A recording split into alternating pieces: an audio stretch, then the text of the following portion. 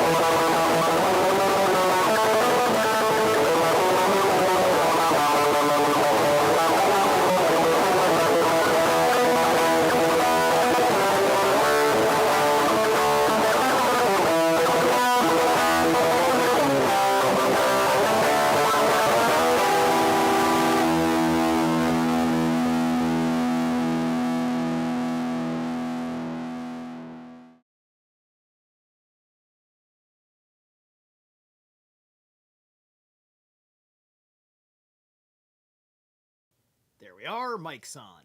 Excellent. What's going on, guys? We're back for the next episode in me exposing the thing that you didn't know you needed me to expose. That was Unaligned, Ruins of Lunacy. It says Unaligned US, meaning that there's some other band in the world called Unaligned. This is the US band called Unaligned. Ruins of Lunacy. That's what we just heard. Got a handful of songs lined up. Towards the end of the show, I'll have to make a few picks. So I'll leave it open for people's commentary, per se. All right, so we're going to keep running through this crazy book of arbitrary arguments that eventually reveal deeper understandings of the way of life that the Jews impose upon themselves, and in which it informs how they make others around them to live, or to be separated from, etc., etc., right? This whole thing of their, of literally their government. Like running around with a bunch of court documents, figuring out what their constitution was. It's kind of like that. All right. Bang. So where on this page am I starting? I guess I'll start at the top. I think I said last night that there was like 7 or something pages left. There's only so many pages left to this chapter. The next chapter is not super long. All right, and so we'll see how things go as we progress through. So we're going to start with this Gemara. As a reminder for anybody who's jumping in, we are in the first section of the Babylonian Talmud, which is in this version concerning the Sabbath and Hanukkah practices and everything they put themselves through on a weekly and yearly basis. Gemara said Ar Hizda. Although it was said that the placing of a vessel under a hen laying on sloping ground to receive egg is forbidden, yet to cover the egg so as to prevent it from being crushed is permitted. I think I remember reading that line, so there might be a little bit of overlap here. Said Rabbah, the reason of Arhista is being, he holds that hens being in the habit of laying eggs on level ground, in order to prevent the egg from being stepped on, it is permitted to cover it with a vessel. But as leans are not in the habit of laying eggs on sloping ground, the placing of a vessel under the hen to receive the egg was not allowed. Which is kind of strange. Other than it's not really a God's law thing. It's just saying that this is how their people figured out the best way to set an egg, or set a hen to lay an egg. It's kind of this funky little thing like that. Hang on here. Let me go to... No, I don't need to do that. I just need to turn the volume down. Alright, I just don't want... I want the notifications to be almost inaudible. But I don't want it to be on absolute 0.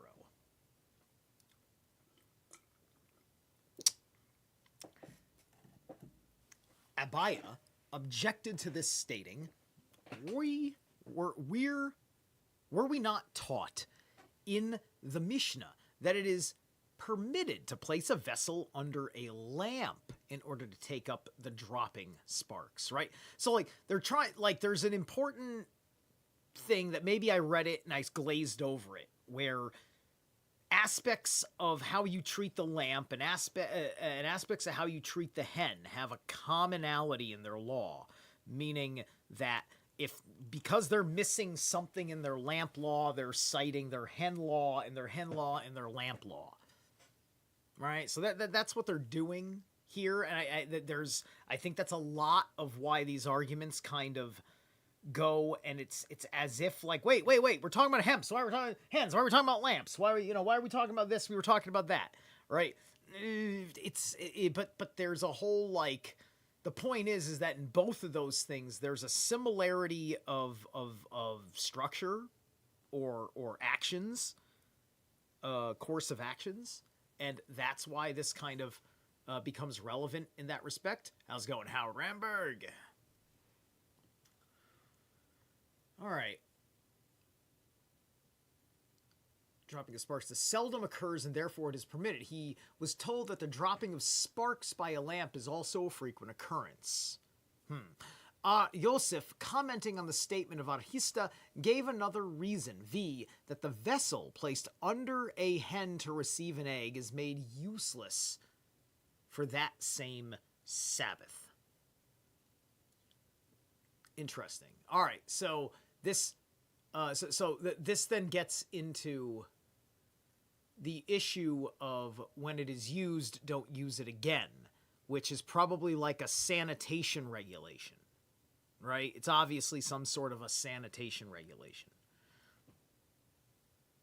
Abaya raised the same objection, intending to prove by it that the vessel placed under a lamp is also made useless on the same Sabbath, and Arhuna bi Aryashua answered, sparks have nothing substantial about them, therefore the vessel containing them is not made useless on the same Sabbath.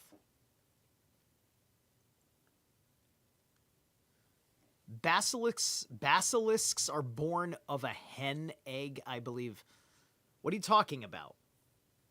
What, a hen egg? A basilisk is not going to be born of a hen. Now, a basilisk egg may be just like a hen egg. It may be the same size as a hen egg. But what you're talking about there doesn't make sense unless you're making a statement about chimerism, which, if we're talking about hens and basilisks, then we're starting to get into the territory of, for a chimera, with, what the heck's the name of that creature? There's a mythological chimeric type of creature, which is kind of a, it's kind of a cock rep. Am I thinking of the cockatrice? Is it the cockatrice? I mean, give me a second. I'll do a search. I think I'm thinking of the cockatrice. I think that's the word. Yeah. The cockatrice, which is a, yeah, it's basically a fucking, it's basically a chicken, it's like a chicken dragon, if you will, right? You know, you're with the cockatrice seems, honestly, it has kind of this almost obscure relationship to Abraxas 365. Because Abraxas has got the cock head, he's got the snake legs, he's got the attitude with the whip. But anyway, but there's also the human element in Abraxas, you know. Something about the convoluted origins of creating a basilisk, but involves an egg, just sprang into my brain when I saw that place under the hen to receive an egg in the... Okay, I think I meant cockatrice as well, my bud. Oh, okay, well, cockatrice and hen are two very different words, you know? But it's all good. I got there for you. Itziak said, in the same manner as it is not permitted to place a vessel under a laying hen, so it is also not permitted to cover the egg laid, for the reason that a vessel must not be handled on the Sabbath except for the use of such things as are themselves permitted to be handled on the Sabbath. All the objections of Abaya being raised against Aritziak's statements, he answered, in that case, was a lack of space. If the space occupied by vessel is needed, that vessel may be removed, and while being removed, may be used for any purpose. I mean, I could be fair that they're trying to make sanitation standards for certain in their ritual work that they gotta do. I just question whether they gotta do this ritual work. Right? I'm not saying don't do ritual work. I do ritual work every fucking day.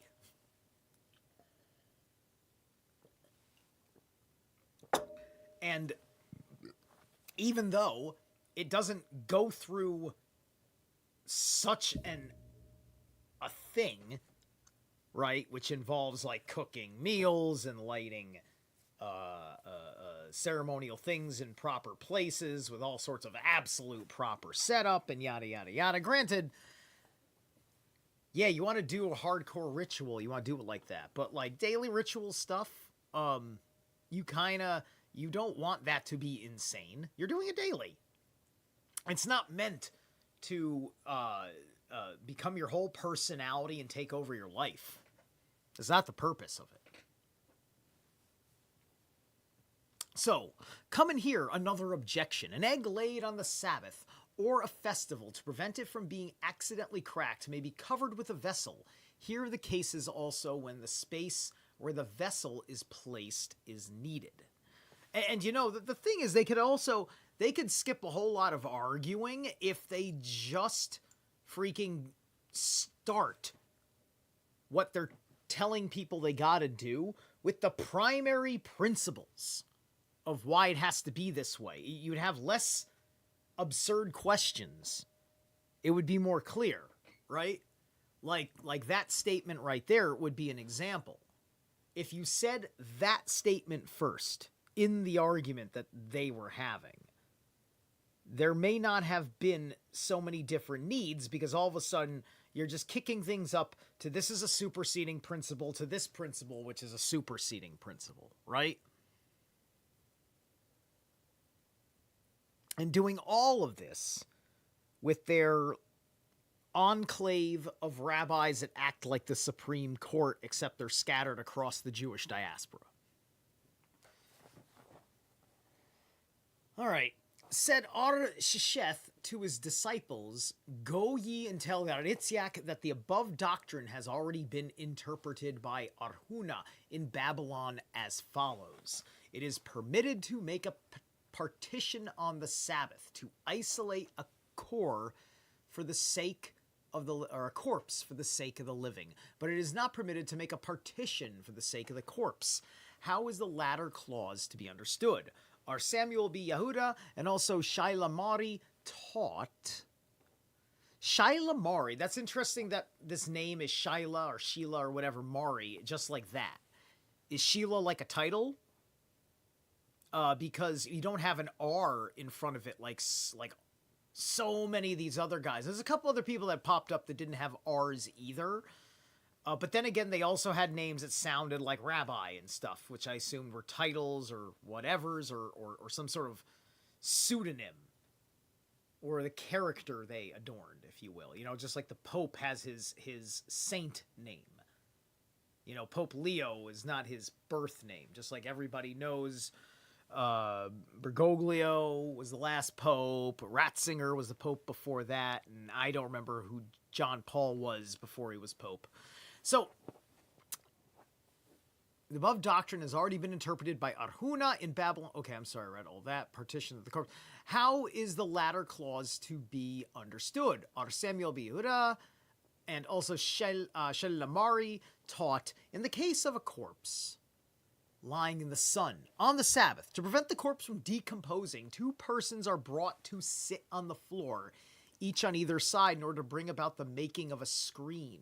When the ground underneath them becomes hot, each of them is to bring a cot bed to sit upon, and when the heat above them becomes excessive, they are to bring a sheet and spread it over their heads, leaving part of the sheet loose. Both now raise their cots, which take up the loose part of the sheet, and move to their former positions. Thus a screen canopy is formed of itself.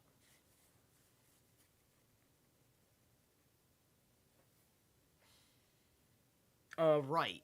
The screen canopy is to block the sun from the corpse using 2 beds? I mean, I suppose it doesn't have to be anything hardcore. I suppose it just needs to stay in the shadow of the partition. Or the canopy. So, and why would you have a corpse lying out in the sun? Are we talking about a corpse of an animal? Because, like, we were just talking about chickens? Like a chicken corpse being left in the sun? Why would you leave a chicken corpse in the sun? Shouldn't you be attending it while the meat is fresh? You know, a bed cots, and I guess it would have to be a big body you can't pick up. That would be a person. Maybe a cow? I don't know. So, anyway, it was taught a corpse lying in the sun. Aryuda, in the name of Samuel, says, the same must be turned over from one bed into another until it arrives at a shady place. Arhana bi Shalmi, in the name of Rab, said a loaf of bread or an infant should be put on the corpse, and then the corpse may be moved. What? What? What? Has anyone ever filmed this? Like, has there been like a funeral procession on a hot day, a hot, dry, sunny fucking day, and somebody's moving a corpse and a baby, like a live baby, I assume, is just put on the corpse? I mean, it's an infant. I suppose if the corpse doesn't look horrifying, maybe the face is covered, or at least the face is in arrested expression instead of distressed, then the baby has no wherewithal, and thus no trauma is happening, because you're protecting the baby from the horrible reality of the whole thing. Right? Because, I mean, like, if I was a baby and, like, that was my dad, like, I you know, like, maybe there'd be kind of, like, something that, like, I could understand, right? As part of your service as a baby, you helped your dad move on because you could put the baby on the corpse. See, that makes sense. Now, a loaf of bread or an infant, a fucking loaf of bread, something that you baked in the fucking oven for consumption, or a baby. Why does the law say those two things so specifically? See, this is why we're here, folks. Subtext. Questions. There is no difference of opinion as to the removal of a corpse on the Sabbath, which is permitted when a loafer or an infant is put on it. They differ only when there is none. One holds the indirect transportation must be considered transportation, and the other opines the indirect transportation is not transportation, and therefore permitted. Right? So, like this also means, like, you know, like, you're reconciling the idea that the Sabbath has come and God has challenged you with somebody who has died, and having to perform the Sabbath while also handling a corpse. Hey, what's up, Nicholas? Shall we assume that on this point the following Tanam differ? It is not permitted to save a corpse from a fire. Ar Yehuda bi Lakish, however, says, I have heard that it may be done. How is the case if there was a loaf of bread or an infant? Why should the first Tana prohibit it? And if there was none, what is the reason of Lakish's decision? Do they not differ in the point of transportation stated above? Nay, all agree that such a transportation is considered. The reason, however, of Ben Lakish is that usually one is concerned about his dead, and if it would not be permitted to remove it, he will extinguish the fire. Said Yehuda bi Shalah, in the name of Ar-Ashi, quoting Ar-Yohanan, the halakha prevails according to Ben Lakish concerning a corpse. Mishnah 8. A new lamp may be handled on the Sabbath, but not an old one. Ar-Simeon, however, says all lamps are permitted to be handled except such as are still burning. Okay. Yeah, and also with that prior statement, just in case where it said Mishnah 8 over here, it was going to refute it. I didn't want to say anything because is that settled here? The halakha prevails according to Ben Lakish's concerning a corpse. That's the last word in this.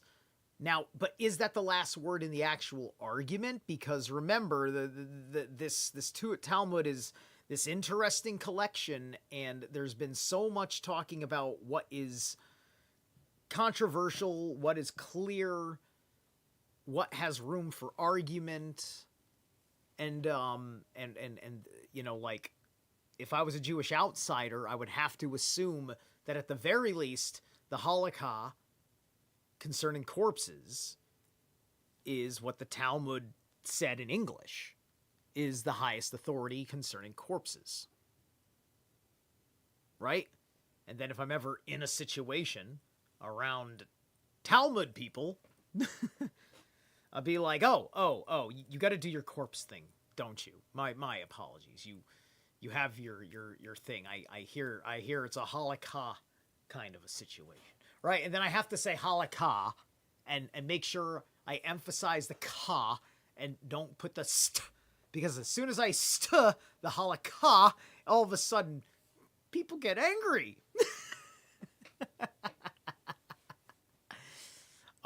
In Gemara, the rabbis taught a new lamp may be handled, but not an old one. Such is the decree of Ad Yehuda. Armayar, however, says that all lamps may be moved except a lamp which was lit for the Sabbath, though the light is extinguished. But Simeon says except the lamp which is still burning, if extinguished, it may be moved. Well, that's just safety, right? I mean, especially we're talking about the Hanukkah lamp, right? That lamp, it's not meant to fucking run around the house and whatever. I mean, it's a wide lamp. It's obviously a mantelpiece, a table centerpiece, the way it is. It's an ornamental lamp, not a spot lamp, if you will, not a traveling lamp. So that makes sense just from a practicality point of view, right? Uses a lamp must be their respective. If extinguished, it may be moved, but a goblet, bowl, or lantern used as lamps must not be removed from their respective places.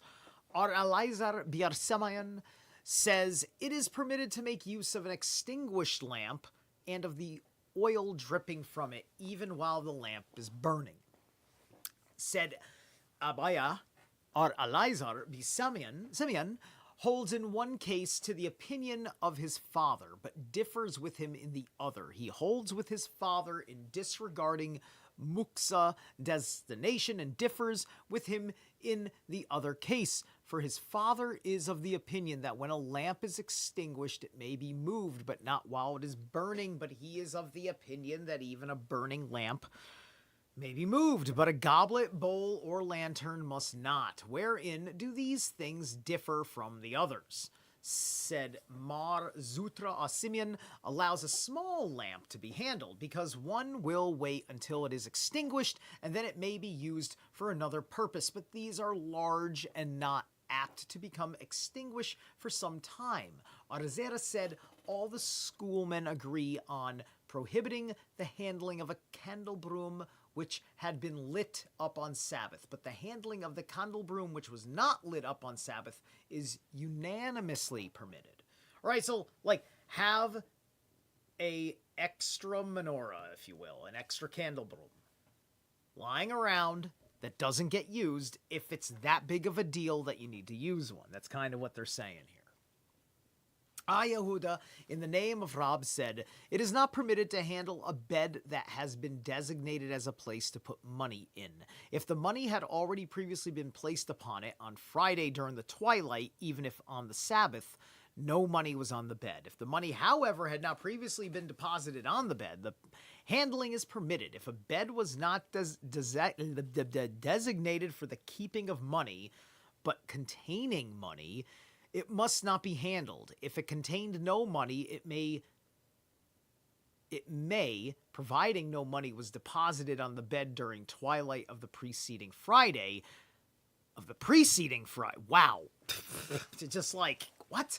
Like, you have to be, like, just, there's rules about when you hide valuables under the bed, in the bed, or whatever, as your ultimate, like, personal safety deposit, right? And you've got to deal with this.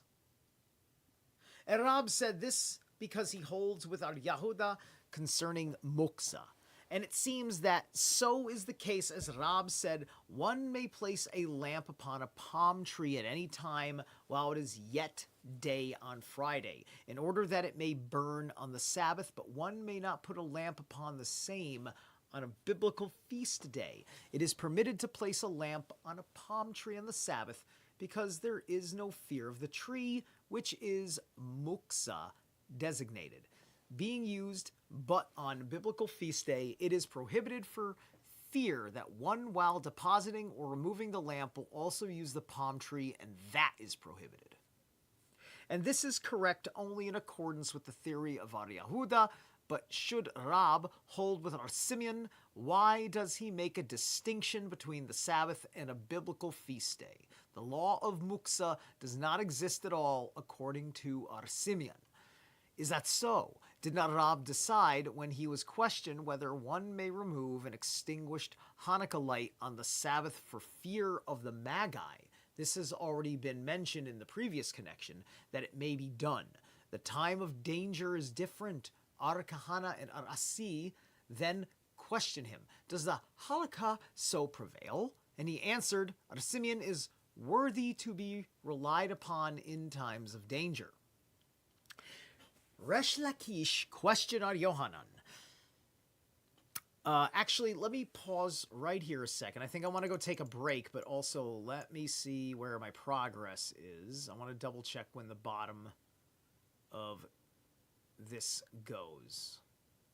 Mishnah 9. There we go. Right, to 197. We still got a few pages. No, this is, yeah.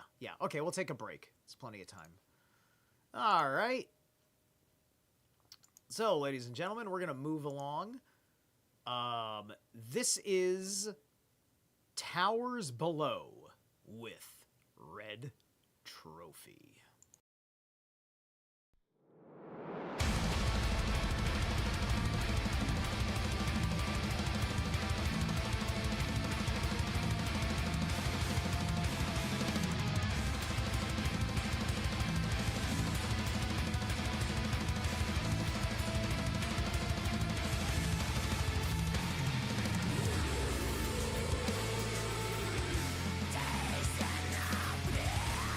Strong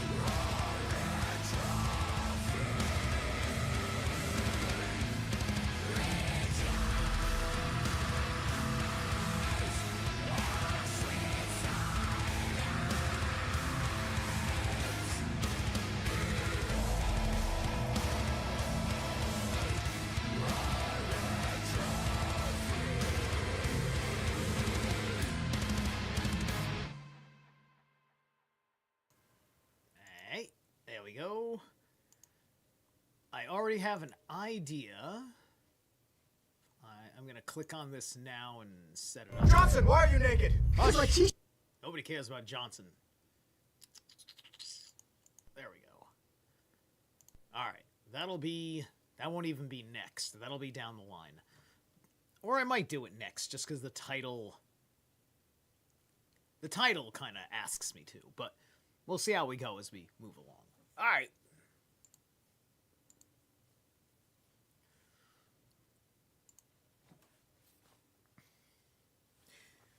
Resh Lakish, question on Yohanan. May wheat that has been sown but that has not yet sprouted, or eggs that are still under the hen, be eaten on the Sabbath? Does he, Simeon, disregard the law of muksa only in such cases where the objects were put aside with no intention of ever being used again? Or does he disregard muksa under all circumstances? He, Yohanan, replied, there is no muksa in his theory, but the oil in a burning lamp, because if poured in a lamp for the purpose of keeping the Sabbath light commandment, it is designated for that express function, and as it is not permitted to extinguish that light, the intention not to use the oil for any other purpose is self-evident, but does not, Simeon, hold that the same in the case with other things which were designated for their religious purposes is not a fact that the ornaments of the tabernacle on the festival must not be used, even in accordance with Simeon's theory, as Arhaya Bi Yosef taught in the presence of Yohanan. One must not remove wood from a booth on any biblical feast day, but he may remove it from any place nearby. Simeon, however, permits this to be done. Still, they all agree that wood must not be removed from a booth built expressly for that feast on all the 7 feast days. However, if there was a stipulation, it may be done accordingly, because the wood is set aside for the ritual purpose. Yeah, now, what is all this, right? Because, like, this is Babylonian thing. Like, one of the things about Hanukkah, because because it's about it being this historical event and stuff, right? Like, there is some godly, divine, religious, biblical reason why they do the stuff with the Hanukkah lights, but there's also the event in question that was read earlier at the beginning. I think it was the beginning of the Hanukkah section, kind of going over the overview of the event, of the miracle, right? And this is all just about Babylonian ceremony, right? This is like asking, like, how does one go through, the ritual process of inviting the President of the United States to Congress to give a State of the Union. This kind of nonsense, right? By the way, we probably have a State of the Union address coming up soon. I would imagine that we're pretty close to a State of the Union address being put on the schedule. I don't know if it's going to be this month. I would say we should do it by March, I would say, right? I would say we should definitely do it. If Iran is going to fall this month, which it practically has already because the capital, I last heard, has been overrun or something.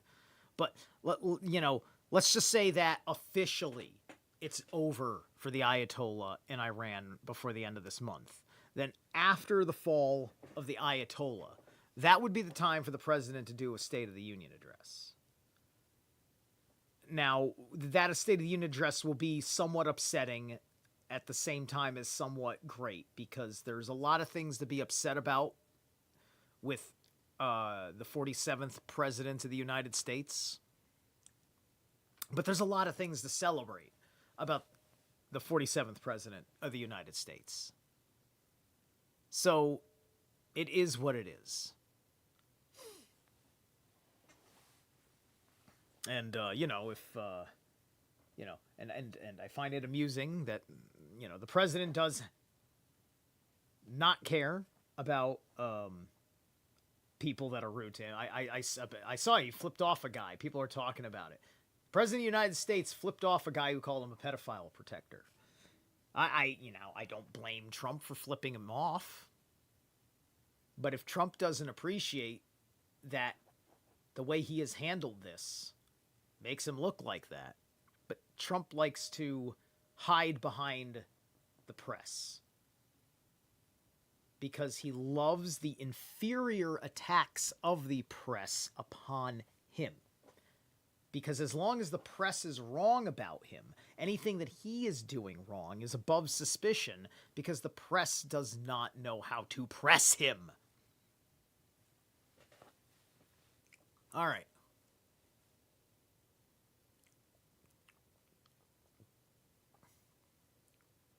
Okay, so both are biblical feast days. Simeon, however, permits this to be done. Still, they all agree that wood must not be removed from the booth, built expressly for the feast on all 7. I'm sorry, I already read that. Accordingly, because the wood is set aside for the ritual purpose, hence, when according to him the designation for ritual purpose must not be used, why then is this different from the oil in question? The boretha is to be understood thus. All the ornaments of the booth in question are prohibited, so far as all things bearing similitude to the oil in the burning lamp are concerned, and so also it was taught by Arhaya bi Abba in the name of Aryohanan, that there is no muksa in the theory of Simeon, but in cases which are similar to the oil of the lamp, which burning being designated for the ritual purpose, they are also designated not to be used. Said Yehuda, in the name of Samuel, in the opinion of Simeon, no law of muksa exists except in the case of raisins and dates, which were placed on the roof to be tried. In such a case, there certainly was no intention to use them on the same Sabbath. Said Rabba Bibihanan, in the name of Aryohanan, it was said the law remains in accordance with Simeon when Itziak Yosef, however, came from Palestine. He said in the name of Aryohanan that the law of Muksa according to Yehuda prevails, and Yahashua Levi said the law prevails with Simeon, said Yosef. Now is understood what Rabba Bibi Hana said in name of Aryohanan. It was said that the halakha prevails according to Simeon, which means the Yohanan himself did not agree with their decision. Said Abaya to Yosef, didst thou not know before this that Yohanan holds with the opinion of Yehuda? Is it not a fact that when Araba and Arasi met in the house of Araba of the city of Haifa, and a candelabrum fell upon the coat of Arasi, Arasi, did not remove it? Was it not because he was a disciple of Aryohanan and acted according to the opinion of his master? See, there he goes. He's saying okay, this guy, isn't this guy just, he doesn't know it himself. He's going off of what his superior knew, is what he's basically saying, which is to basically say that, his opinion is not as important as his master's opinion. Thou art speaking of a kandelbrum. A kandelbrum is a different matter altogether, for Ahai Bihanaina, in the name of Arasi, said, Resh Lakish has decided in Zidon, a kandelbrum which can be removed with one hand may be handled, but if it has to be removed with both hands, it may not. And Aryohanan said, we only hold with Simeon in the matter of a lamp, but as for a kandelbrum, whether it can be removed with one or both hands, it is prohibited. And why so? Both Rabbah and Yosef said, because a separate place must be designated for it. Said Abaya to Yosef, have we not observed the case of Baldakin prepared for a bride and groom, for which a place must be designated. And yet Samuel said in the name of Arhaya that such may be put up and taken apart on the Sabbath. Said Abai. I was liking the way I said it just 3 seconds ago. Just the first time I said it when I started reading tonight, I said, "Ooh, yeah, that sounds solid," and now it's fallen off of my fucking tongue. So Abaya, the and I'm just trying to say it like a name, just Abaya, right? Just like it may be a little bit mispronounced, but it's important that it just rolls off the tongue right, doesn't it? Holds good only in the case where the same is made of several parts. If this be the case, what reason has our Simeon bin Lachish for allowing this?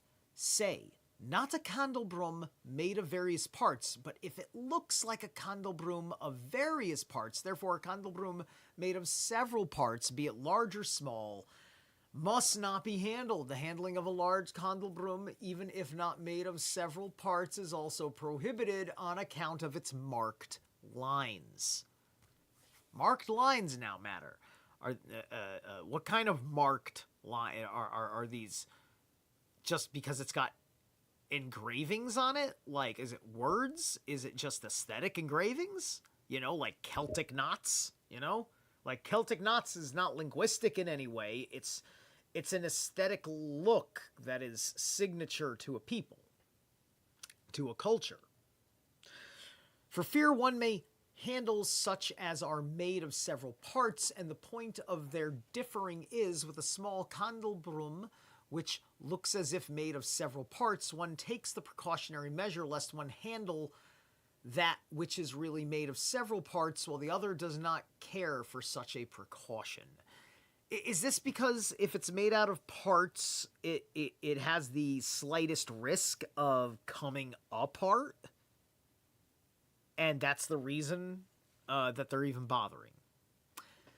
Our Malkia chanced to be in the house of Arsimlai, and handled a candlestick, the light in which had been extinguished, and Arsimlai became angry on that account.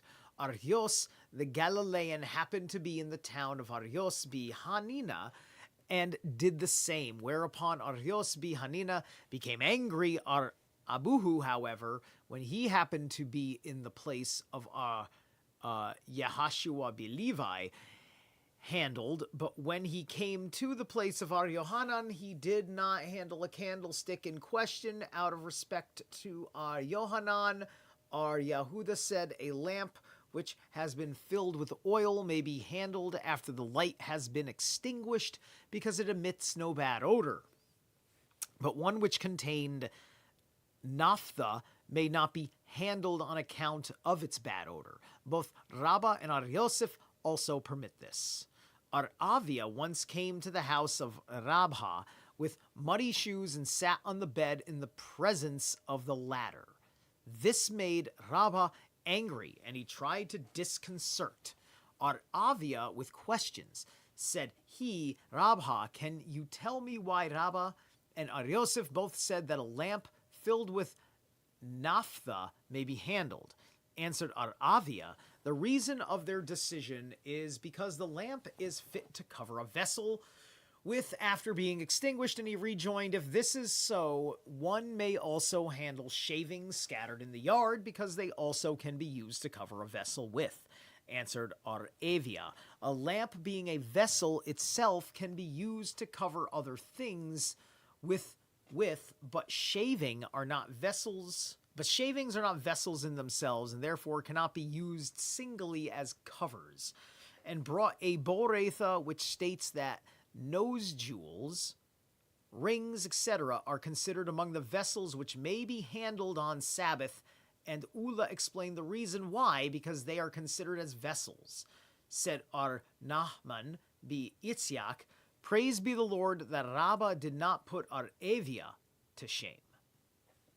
Okay, that's an interesting little anecdote. Like throughout the whole book, like nobody in these arguments has said anything about like this, like a supreme amount of criticism of another person saying anything, right? But this one is just being like, well, it's a good thing that the Rabbah didn't just fucking shame you. Nose jewels. Nose jewels?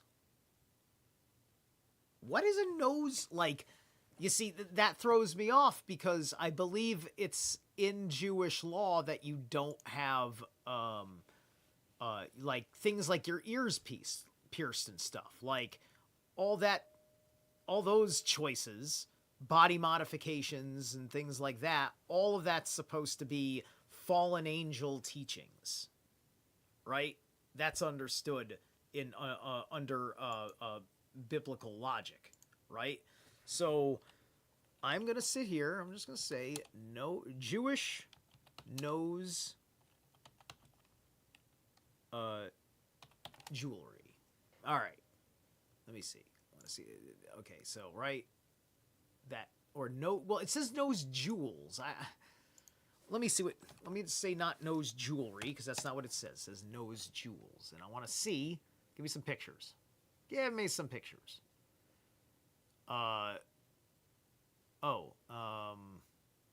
Okay. Right? No, that's right.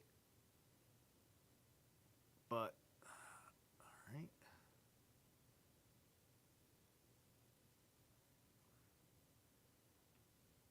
I mean, I'm just trying to look here and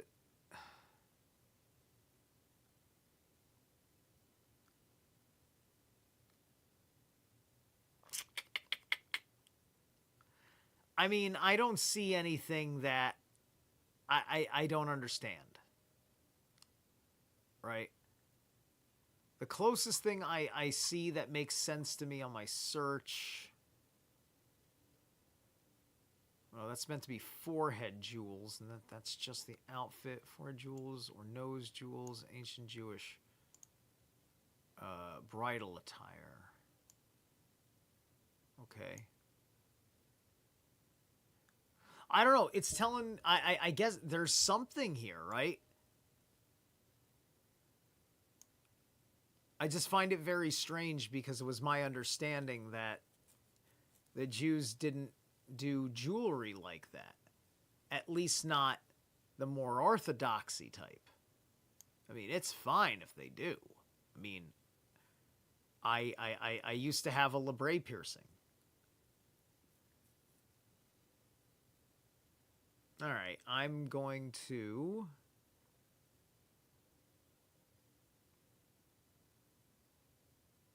All right, let's get back to the book, but at the very least, there looks like there's at least some wedding ceremony kind of thing to it. Anyway, where was I? Ula explained why it's because obvious a shame. Okay, so Abaya pointed out to Yosef the following contradiction. Did Simeon say that a light may be handled only when extinguished, but if burning, it must not be handled? For what reason? Because there is a chance of extinguishing it while it is being handled.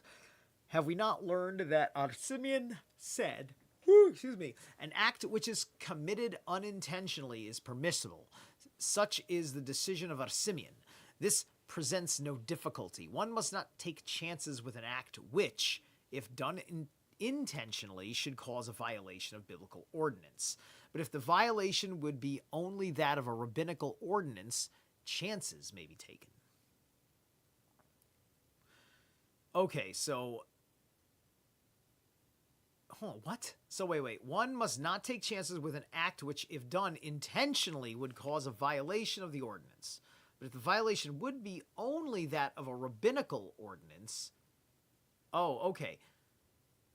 Okay, so a rabbinical ordinance is not as risky as a biblical one. Okay, sure, that makes sense. And this is the second time we've read in the Talmud a distinction between something that's more governmental and more basically the government trying to be God's enforcers particularly.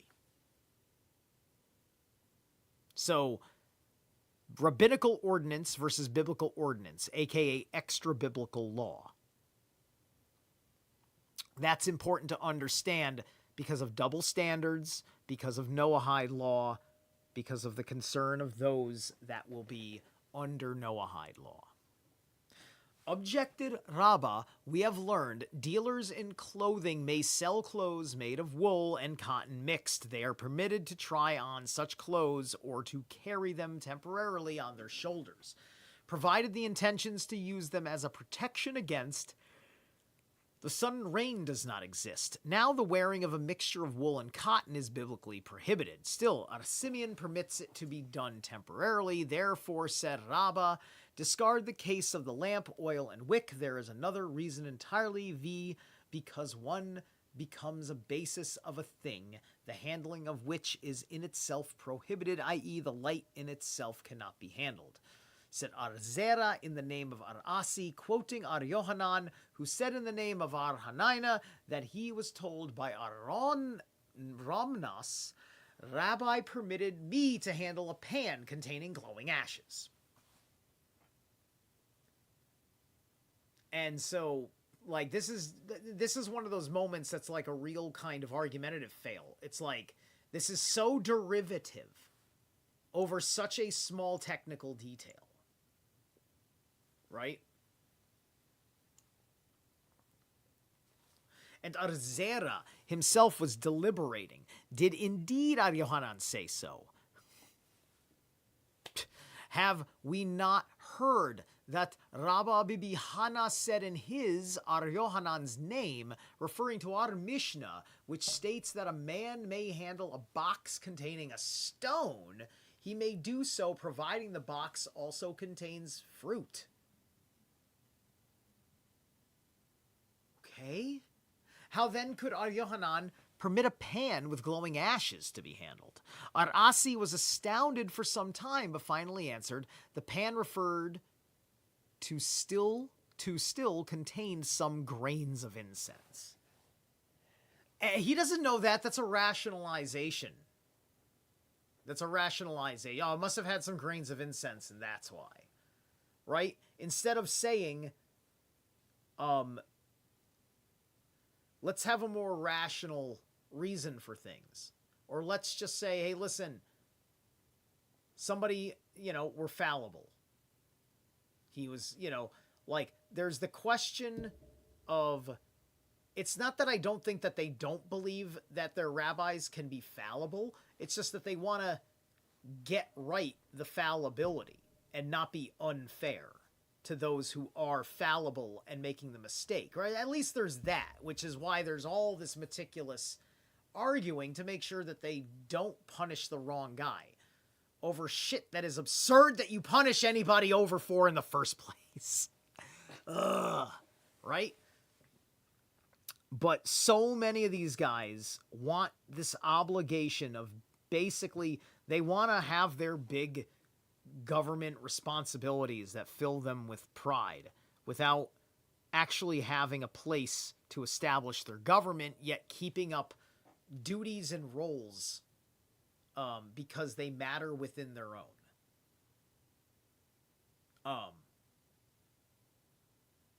Which is fine until you get into some of these absurd details. Nobody else trying to uphold their own thing puts people through this kind of a stuff. Not so rigidly and seriously and unattractively, right? There's absurd rules in all sorts of places for all sorts of different ideals and things. But because we're not really talking about a religion here, we're talking about a national government that doesn't have a country. A people without a country upholding within themselves their nation's government.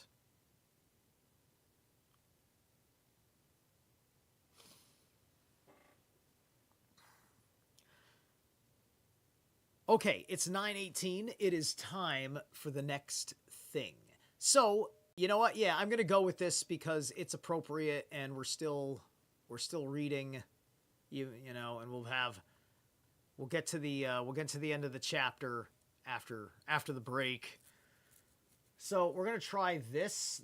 They're from Switzerland. They're called Apolastic, and the song is called "Shining Amidst the Light."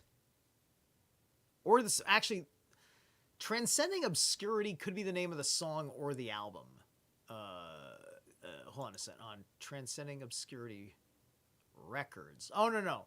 I guess the record label is Transcending Obscurity. They just put the record labels in the title of the fucking video. Anyway, Shining Amidst the Lights. It says black death metal, which probably means blackened death metal. I love blackened death metal. It's my favorite genre. Let's have at it.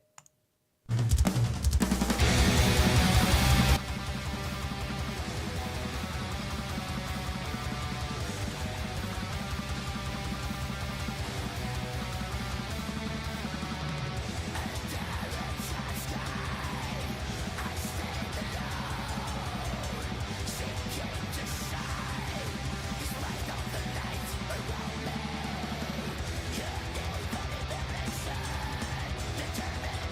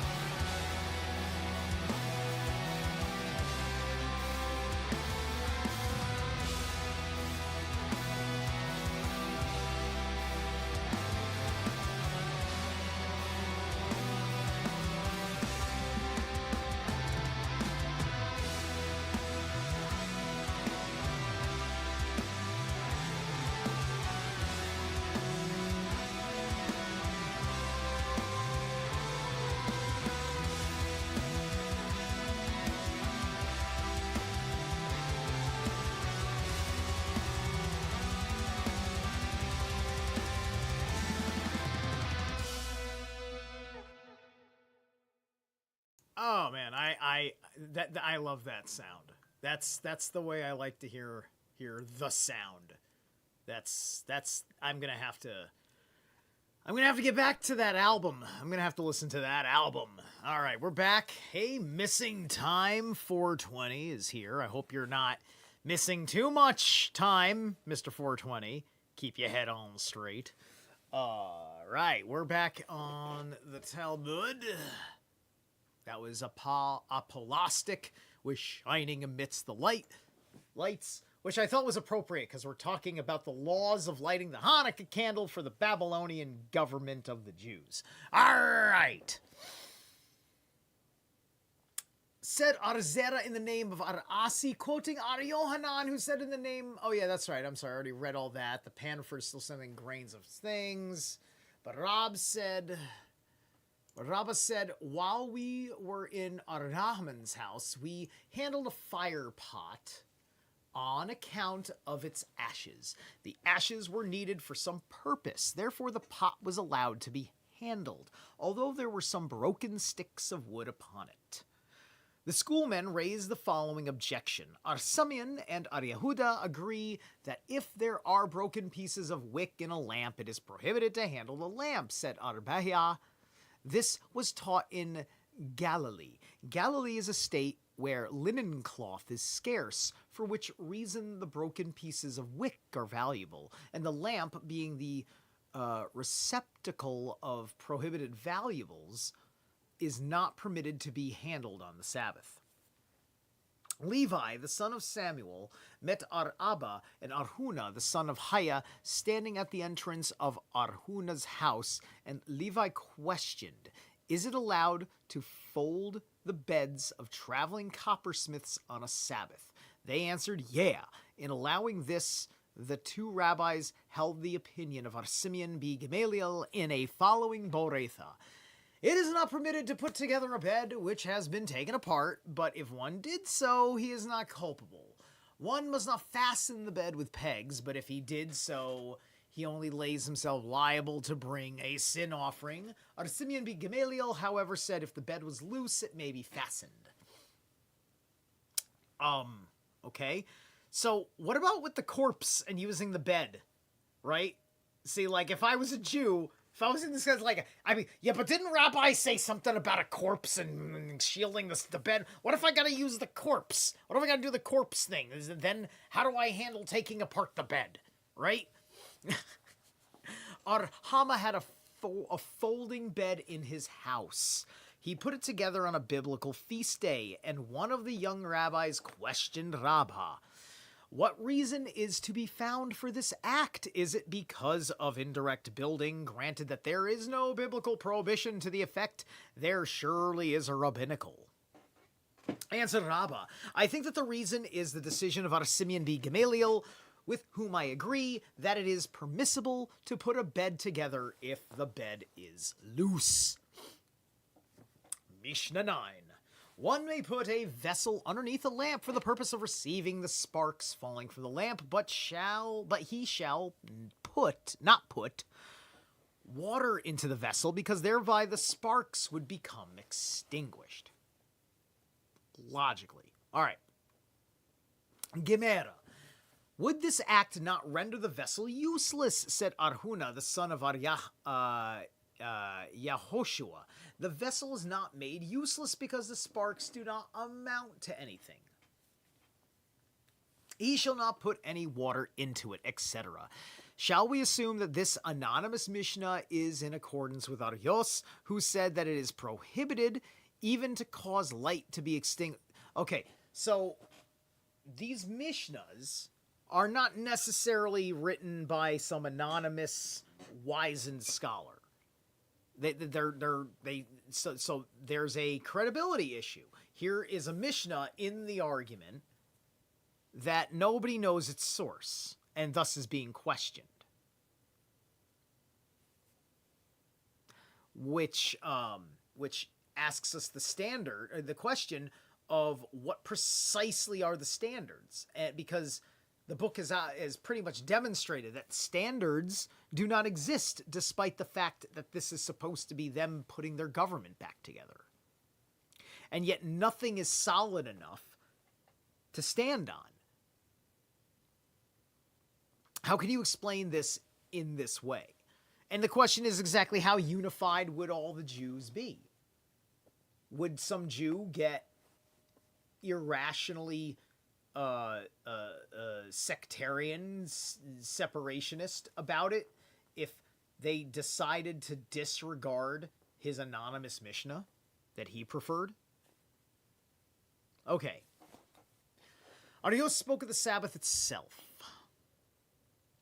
Have you heard him saying so about the eve of Sabbath? And should you say that here is also meant on Sabbath itself? There is a Boretha, which states plainly a vessel may be put under the lamp to receive sparks on Sabbath, and so much the more on the eve of the Sabbath. But water must not be put in, even on the eve of Sabbath, and much less on the Sabbath itself. Therefore, said Arashi, it may be said that it is in accordance even with the rabbis who do not mind the cause of light to be extinguished through indirect means on the Sabbath.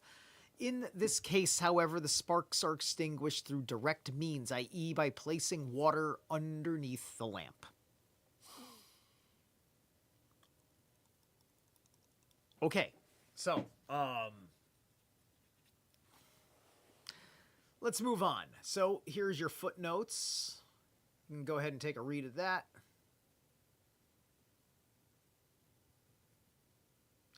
Actually, let me read this about the muksa, because I find that word fascinating because it's so close to MK Ultra in my mind.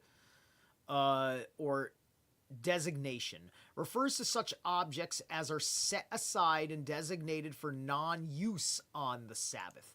Thus, all materials that are used in performance of manual labor prohibited on the Sabbath are called muksa. Simeon, however, holds there is no such thing as muksa. Oh, you see that's fighting words right there, I can imagine. All right, so anyway, I just wanted to read that one. Chapter 4. Regulations concerning victuals, where they may or may not be deposited to retain their heat for the Sabbath. So from here, I think it's 4 or 5, it's 6 or 7 pages, I think. Maybe 9, something like that. And it's 9:30. At 9:45, it will have been an hour and a half. So we're halfway through tonight's 3-hour marathon. Mishnah 1, wherein may hot vessels be deposited to retain the heat, and wherein may they not? Depositing in gefeth, olive waste, dung, salt, lime, and sand, either wet or dry, is not allowed. In straw, grapeskins, fool flocks, or grass it is permitted, provided they are dry, but not when they are still wet. Gemara, a question was propounded. Is the use of olive waste only prohibited, but the use of the oil cakes allowed? Or does the Mishnah allude to oil cakes and still more so to olive waste? For it produces more heat, for the purpose of depositing in. Both kinds are not allowed, but if the victuals have been deposited in a permissible thing and were subsequently placed on oil cakes, no wrong was done, because oil cakes does not produce heat, olive waste produces heat. Excuse me. Rabbah and Arzera once met at the Exilarch's house. They saw there a servant putting a can with warm water on the top of a kettle containing cold water. And Rabbah rebuked him, said Arzera to him, in what particular does this case differ from that of putting one pan on top of another? Answered Rabbah, here heat is produced, but there it is only preserved. Another time they saw the servant spreading a turban over a pitcher and putting a cup on top of it. A turban? Again, Rabbah rebuked him. Arzera asked for the reason, and Rabbah said, you will soon see him wringing the turban, which he did. Arzera asked again, in what particular does this case differ from that of a spread cloth? Answered Rabbah, here he is particular, lest it become wet, and he will wring it while there he is not.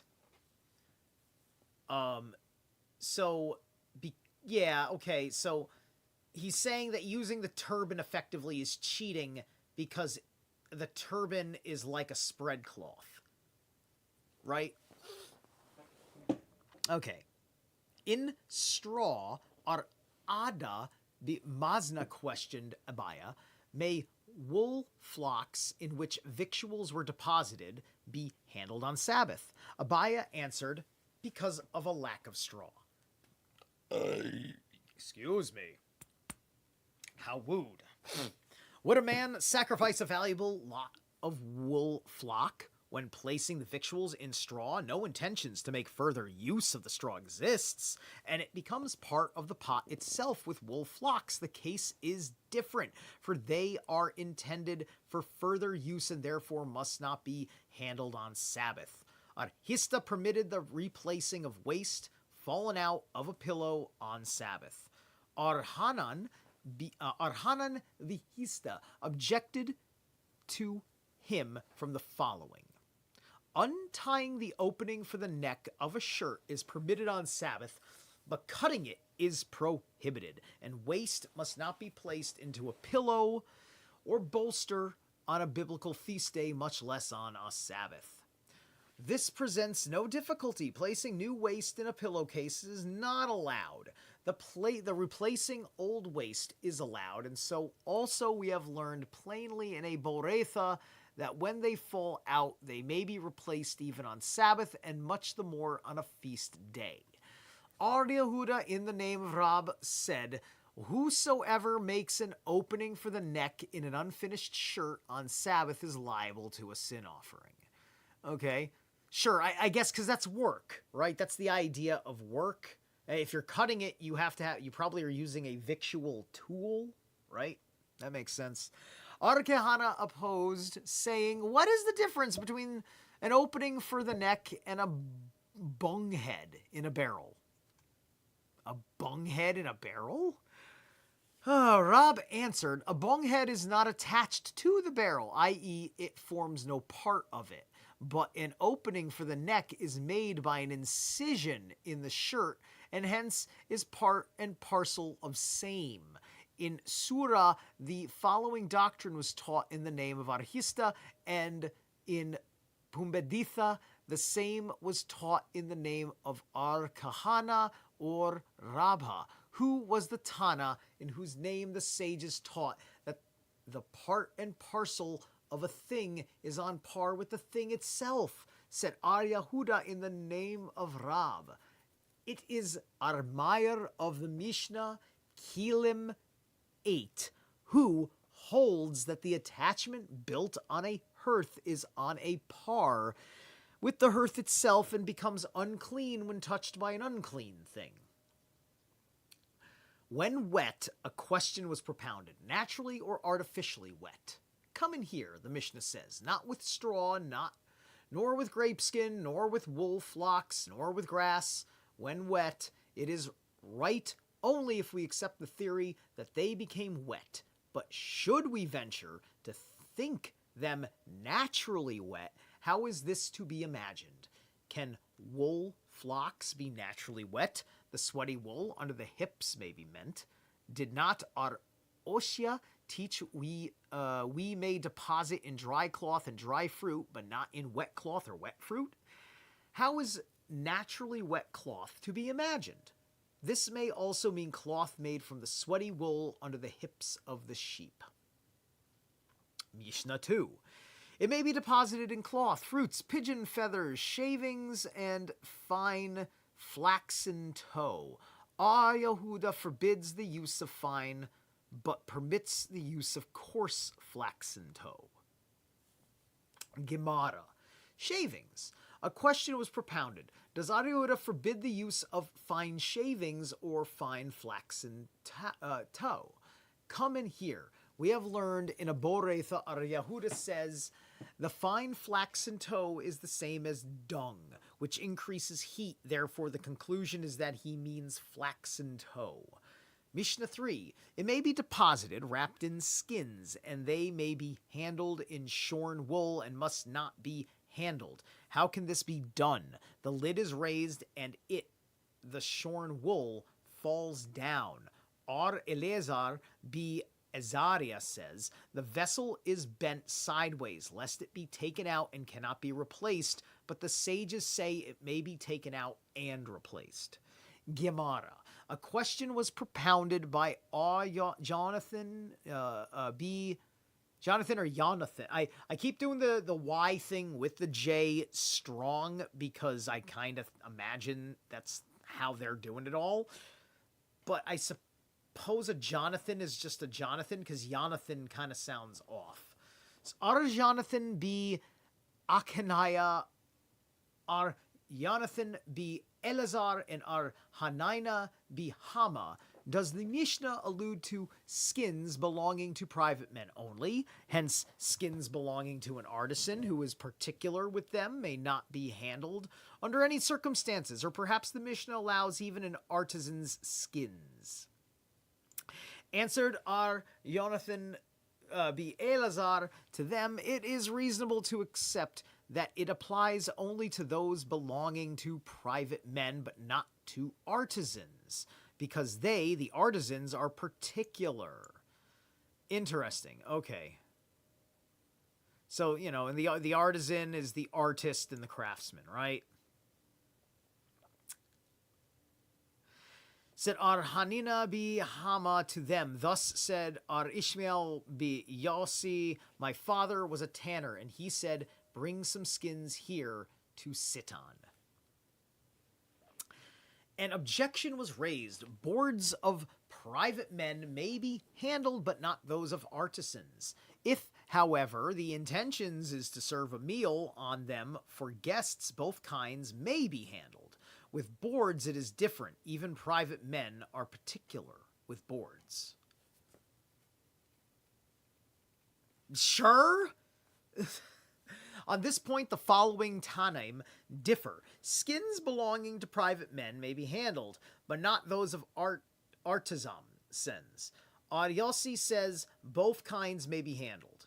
You know, I kind of wish people were reading the Talmud openly in the 1970s, so Monty Python could just troll the fuck out of living like this. Well, I mean, they kind of did in some respects. But anyway.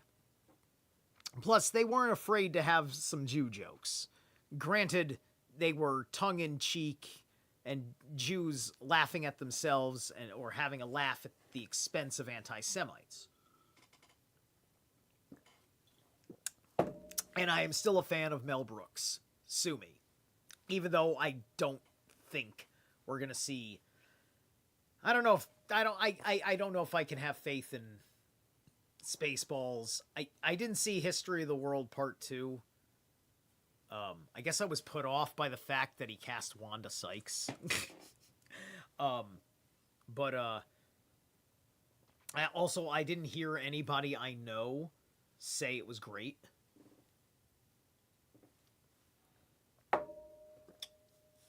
But anyway.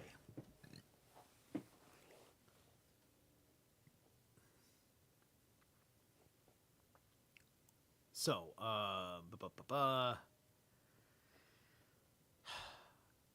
skins belong to private men, baby.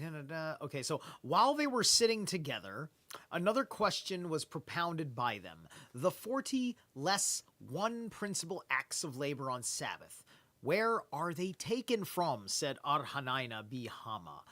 From the acts of labor performed at the tabernacle. Arianathan B. Elazar, however, said Arsemian B. Yossi B. Lacunya, from the 39 times the words work, his work, and work of are to be found in the Pentateuch.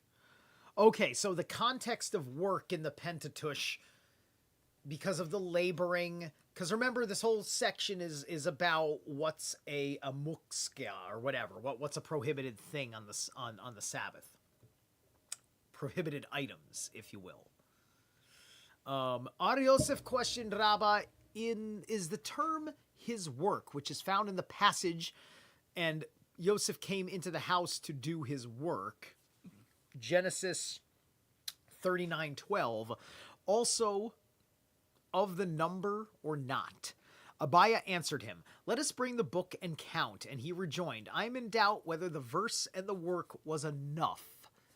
36:7.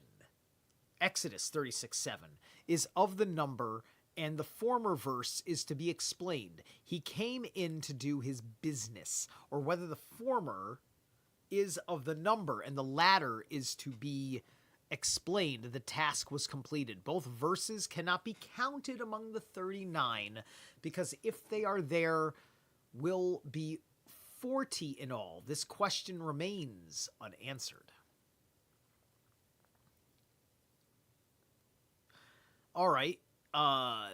So it's explaining why Genesis 39:12 and Exodus 36:7 are not quite answered in the affirmative, but the problem is that you don't want to have 40, there has to be 39.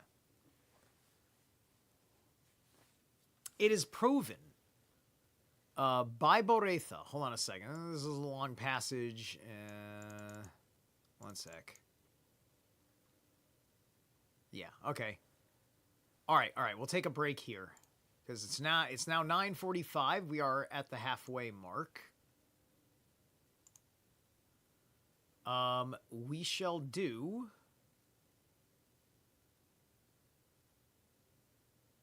We'll do Divine Fallacy with Artificial. We'll find out what's up with this song here.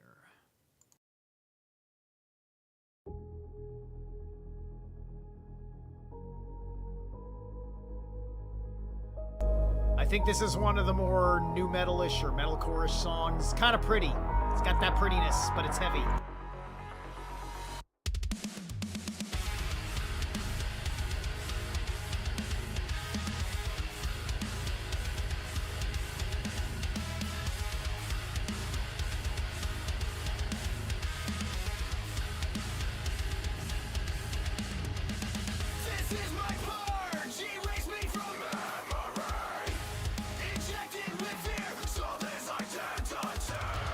I prefer the one to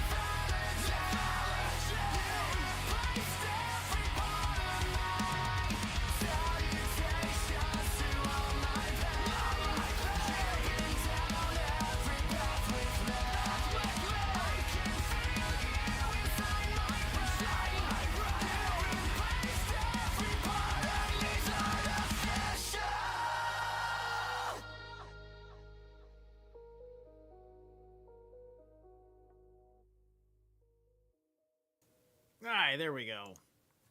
Part of the good random batch. I don't mind stuff like that. That stuff's okay. It's got its place. I'm a guy who believes certain things that don't go together, should exist, be liked in their place. Right? I mean, like, why do you think I listened to all that socialist music while I was doing Saul Alinsky, right? All Soshikami music, all really good fucking music that I disagree, well, partially agree with, because I'm a complicated line item motherfucker. Anyway.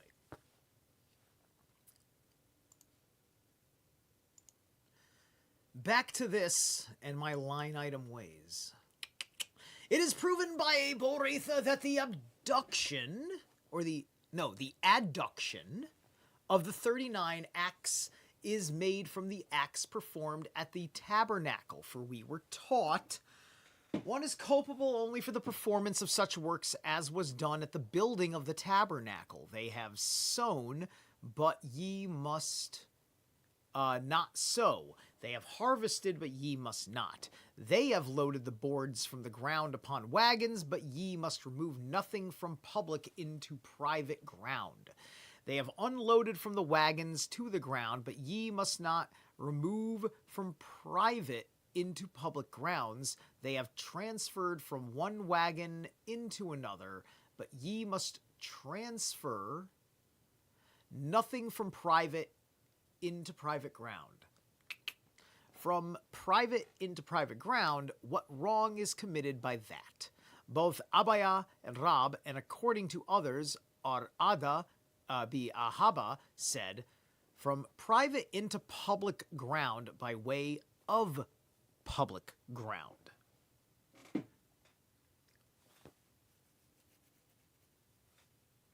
I thought we were talking about from private to public ground by way of public ground. What? So, like, are we talking about that threshold stuff where you can take it out, but you can't take it past being outside?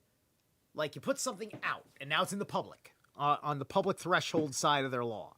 And then once it's there, it can't be moved any further, because then you'd be moving it by way of the public ground. Right? And you know, like, once again, with all these laws, like, some of these laws, it's like, are you sure that you need these laws in 2026 to make sure that you can do everything you want to do without causing problems, right? Like, problems that have nothing to do with divine retribution, but just karma, right? Sanitation issues, so on and so forth. Well, I already talked about how there's a goddamn fucking law about drinking bathwater. Freshly sullied bathwater. Your stank water. And I didn't find anything in there saying don't do that. There wasn't something that popped up refuting that. In shorn wool and may not be handled. Rabbah and Rabbin, in the name of Rabbi Yehuda Hanasai, said, it is only taught when not designated for the purpose of depositing in them, but if designated for the purpose they may be handled. Rab Haina says, and the teaching of the Mishnah is applicable to shorn wool taken from stock or a store. Right? You see, the character in the Gospels of Jesus probably listened to all his fucking people fucking arguing left and right, and he's sitting there probably being a super Roman friendly dude. Because, you know, render under Caesar and other things like that. And so, Mr. Jesus, he's running around being like, why don't you all just be good to each other and stop worrying about all this arbitrary bullshit? Crucify him! That's kind of, that's kind of the deal, right? The arguments of the Pharisees don't quite make that clear because the Bible chooses to frame the argument the way they want to frame it because it's a stage play. Anyway.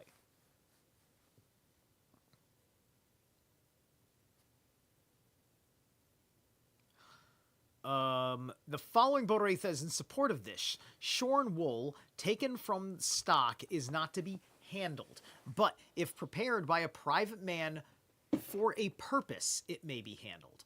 Rabba Bibihana taught before Rab palm branches, if cut off for use as fuel and finally intended for sitting purposes, must be tied together before the Sabbath. Arsimeon B. Gamaliel said it needs not tying. He who taught this has himself declared that the halakha prevails in accordance with Arsimeon B. Gamaliel. It was taught in relation to the sitting on palm branches cut off for use as fuel. Rab said it must be tied. Samuel said the intention on the eve of Sabbath suffices. And Arasi said sitting on them before the Sabbath, even if not tied nor previously intended for sitting purposes on the Sabbath, is sufficient. It is clear that Rab holds with the first teacher and Samuel holds with Arsimeon B. Gamaliel, but whom does Arasi's opinion agree with? He is in accordance with the Tana of the following Boraitha. It is permitted to go out on Sabbath with a flax or wool plaster on a wound when dipped in oil and tied with a string, but it is not permitted when the plaster is not dipped in oil or tied with a string. Imagine having a wound on the Sabbath, somebody doesn't know the law, and your buddy's bleeding out because you're trying to do it right, and then you are going to sit there and you're not going to complain because you don't want to you don't want your life to be a burden on them for a sin offering or something. So it's like, hey, you figure it out, I'll try and live while you figure it out, while you're bleeding the fuck out because you don't know what to fucking do with the wound, because all the stuff that you could do with the wound you're not permitted to do because it's the wrong fucking day. But if one went out with it only a little before the Sabbath, even if not dipped in oil and tied, it is permissible, said Arashai. We were also taught in a Mishnah in support of this, but who is the teacher that does not agree with Arsimeon B. Gamaliel? It is Arhanaina B. Akiba. For when Dimi's kind of a new one, came from Palestine, he said in the name of Zerah, let's not bring me up. No, we're not talking about me over here. You leave me out of it. Quoting Arhanaina B. Hanaina B. Akiba, once went with this disciples to a place and found some palm branches tied together to be used as fuel. He said to his disciples, make up your minds to sit on them tomorrow. I do not know whether there was to be a wedding or a funeral that following day, but the inference from this narration is only in the case of a wedding or funeral when people are busy and could not tie them up, the intention is sufficient, but otherwise tying together is necessary. Ar-Yehuda said one is permitted to carry in a box of sand on the Sabbath for the purpose of covering up an unclean place and use the reminder for any purpose whatever. Mar Zutra, in the name of Marzutra the Great, interpreted this, providing he singled out a corner for it. Said the rabbis before Arpapa, is this teaching of the great Marzutra in accord only with the opinion of Arsimeon B. Gamaliel, but not with that of the rabbis who require action rather than intention? Why are there rabbis that require action, and why are there rabbis that require intention? And I gotta know our Mars Zutra. I gotta look up this Mars Zutra thing. Specifically Mars Zutra the Great. I want to know. I want to know. Where are we at? Mar Zutra the Great. Duck, duck, go. Do not fail me. Marzutra II, Jewish exilarch. Okay, so what are the exilarchs? Marzutra II was a Jewish exilarch who led a revolt against the Sasanian rulers in 495 Common Era and achieved 7 years of political independence in Mahoza. Marzutra II became exilarch of the Jewish community in Babylon at the age of 15. A teenager. I wonder how old half those fucking people going nuts in the Jewish war were. This is just 495. Right? 495. That's crazy. Romanized Marzotra, Rosh Hagula, was a Jewish exilarch who led a revolt. Right, okay. The opposition against Marzutra, his imprisonment and his early death have been given a number of legends. Right, okay. So he's kind of like he's a hero king of Jewish history. Right? All right, so that's who he is. Arapapa answered, "It may even be in accord with the rabbis who require action only where it is possible, and this action, tying together or sitting on sand, is impossible. Reserving a corner for them is not considered an act, but an intention only." Ar Yehuda permits the use of the dust of incense on the Sabbath. Ar Yosef permits poppy seed waste. Rabbah permits pepper dust and Ar Shesheth barda to wash the face with. What is barda? Said Ar Yosef, a powder of 1/3 aloe, 1/3 myrrh, and 1/3 violet. Ar Nehemiah, Ar Yosef also permits barda, provided it does not contain more than 1/3 part of aloe. Hello. Ar Shesheth was asked if it was permitted to crush olives on Sabbath. He answered, "Is it permitted on weekdays?" He is of the opinion that the spoiling of food is not allowed. Barda was brought to Amemar, Marzutra, and Arashai. Amemar and Arashai washed themselves with it, but Marzutra did not. They asked him, "Do you, master, not hold with Ar Shesheth, who permits the use of it?" Said Ar Mordecai to them, "Leave out the master in the question, for he does not even use barda on weekdays." If the Jews, if the Jews want to rule the world and rule me, as long as they're fighting each other, that means that they don't have enough energy to rule me. So, as long as they got the attitude that they think that I should live by Babylon, they can keep fucking arguing about this till the cows come home, as far as I'm concerned. He holds with the following Boretha. One is permitted to scratch off crust of excrement and of wounds. Well, thanks. Gee whiz, thanks. Only for the purpose of relieving pain, but not for the purpose of beautifying the person. Sure. And the above mentioned, so what does that mean? So you can scratch off crust of crust. Why? You shouldn't have crust of excrement. You should be wiping your ass. You should be cleaning inside the head of your penis instead of chopping off your fucking foreskin. That's what you should be doing. Jeez. Oh, it'll make you beautiful. Don't make yourself beautiful on the Sabbath. Listen, I know that if I wipe the excrement off my ass, I look more beautiful. But I gotta get it off my ass if I want to relieve the itch. And it shouldn't be there in the first place.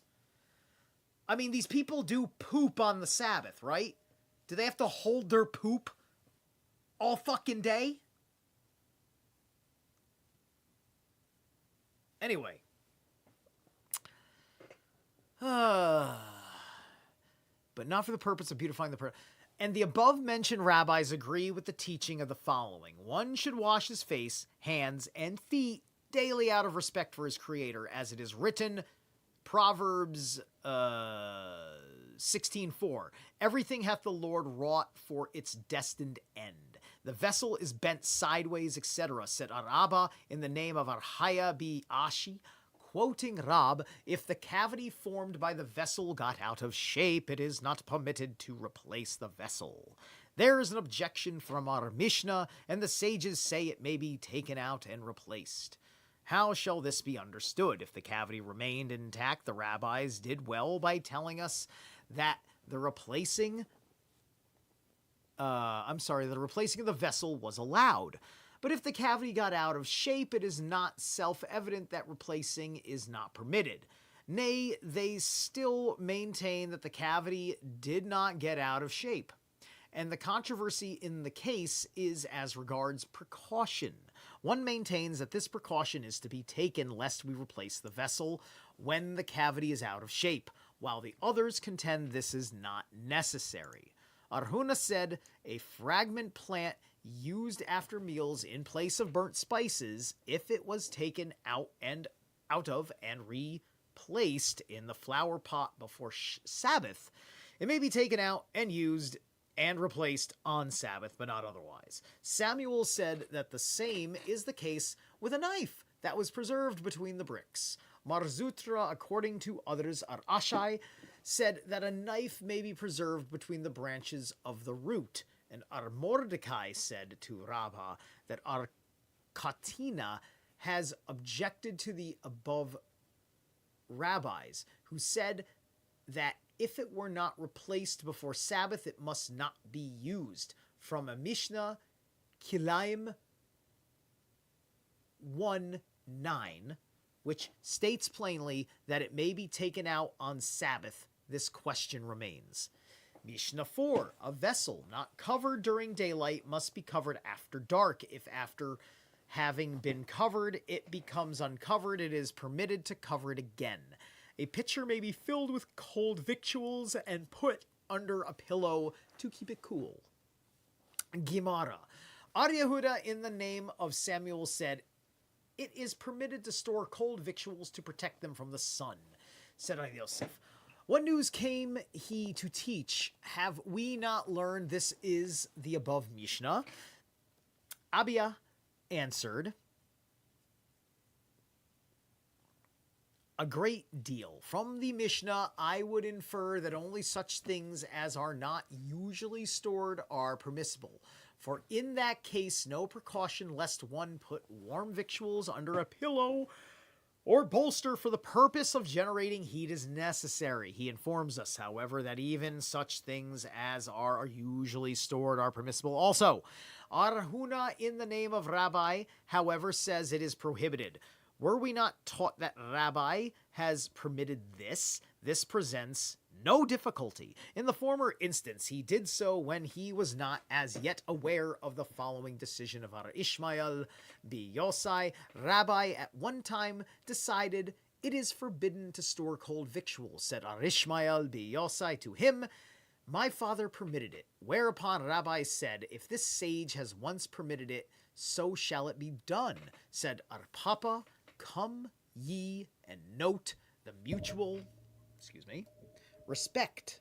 Had Ar Yosai been alive, he would have had to show respect to Rabbi as Ar Ishmael, who succeeded his father in every respect. Also has acknowledged Rabbi's superiority, still Rabbi accepted his decision. Ar Nahman said to his slave Doru, store some cold victuals for me and bring me warm water from a Gentile cook shop. So, his slave Doru may have been his, this is probably his Shabbat Goy. That's his slave Goy, his non-Jewish property who goes and does things for him on the Sabbath, because vampires need Googles. Sorry, not sorry. Ar-Amai heard this and was angry. Well, Ar-Amai, I don't care, said Har-Joseph.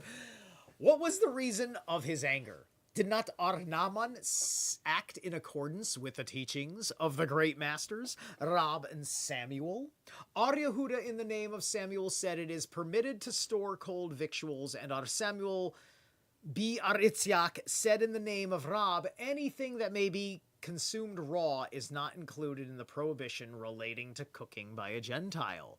He, Ar-Ami, however, was of the opinion that although it is allowed, a man of note should not practice it, because the layman, seeing such things of scholar, he might allow himself still more. Now, by the way, this is the other thing, right? If you are wealthy enough to have a slave, to have a Shabbat Goy, then some of the burdens of the Sabbath are taken off of you, because they will be responsible for stuff outside of your duties within your Sabbath legal obligations. Right? These are all legal obligations.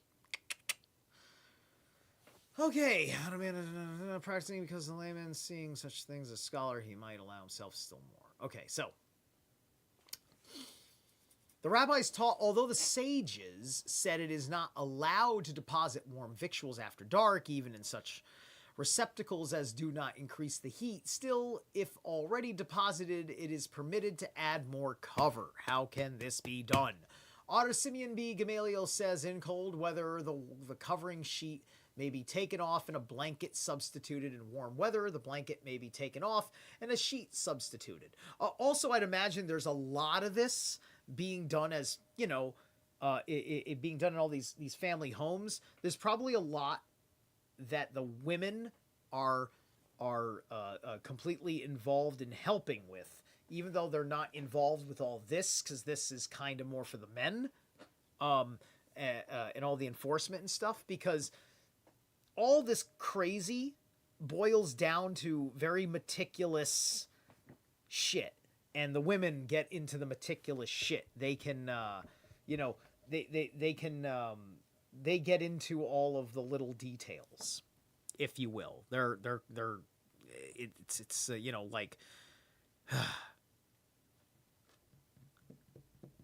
It's it's a little bit hard to explain, but if you're somebody that actually understands how women are,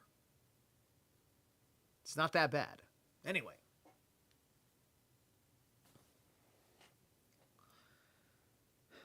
So a lot of this can be done to kind of, keep the women in check, because there's a subtext of a manner of a woman's life in accordance with all of this stuff. Anyway, if one deposited a pot containing victuals, a material that may be handled on the Sabbath and covered at the same time, being deposited non-permissible material, but covered it with permissibles, he may take out the pot and replace it. But if he deposited it in non-permissible material and covered it with the same, or even deposited it in permissible but covered it with non-permissible materials, he may take out the pot. I'm doing absurd things with my voice because of the absurdity of what I'm reading. But can replace it only if the pot was but partly covered. Otherwise, he must not replace it at all. My gosh. Any Talmudic Jews that come across all of this work, and you may want to destroy me for doing this, I mean, I may not be able to say anything that will matter to any of you. What I am going to say is that I'm sure that this can be kind of, for some of you, because of the semi-secretive nature that this stuff still yet is kind of in, that, I am very offensive, right? I'm kind of like shaming you, embarrassing you a little bit in the manner in which I'm pointing this out comparatively to my own as someone unyoked from Babylonian law. Um,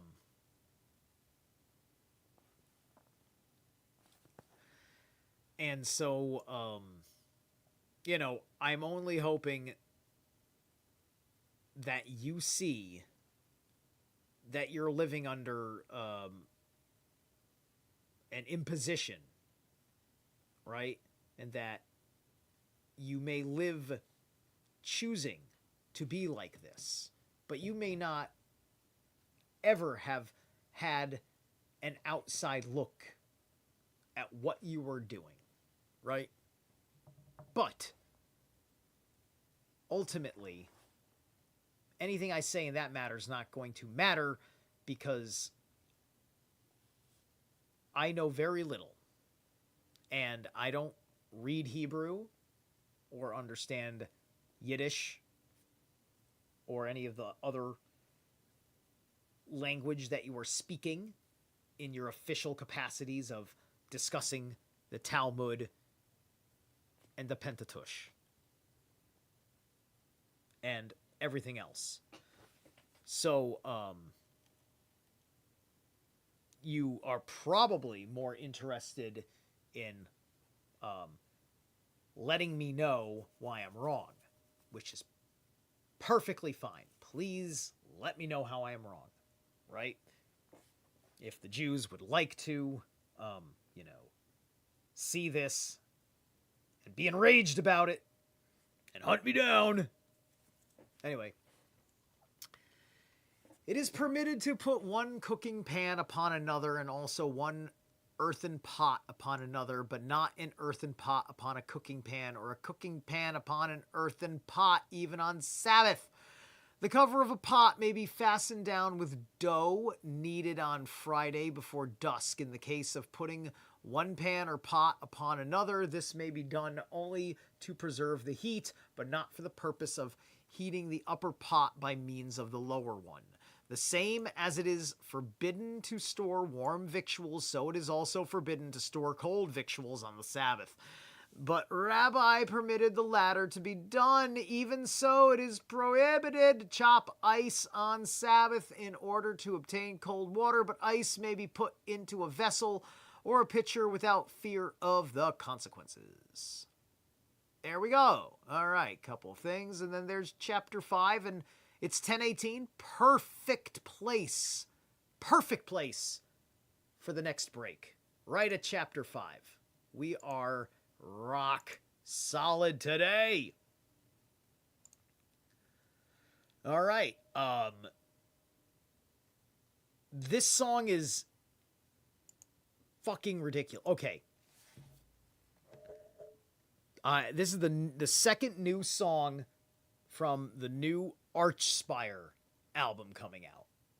And if you don't know Archspire, they're fucking ridiculously fast. I dare you to follow the lyrics on this shit. This is going to be nutsoid. All right, I just listened to this earlier today, and I was like, oh, what the fuck? This is Archspire with Limb of Leviticus. Yeah, you see how relevant that is? Limb of Leviticus.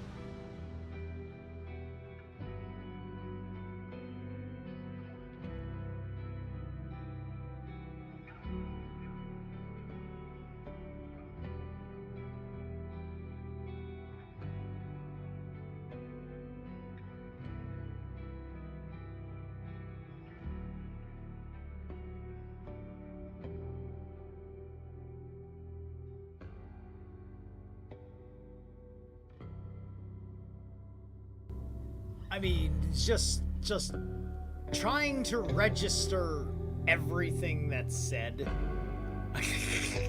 in that song. Just like I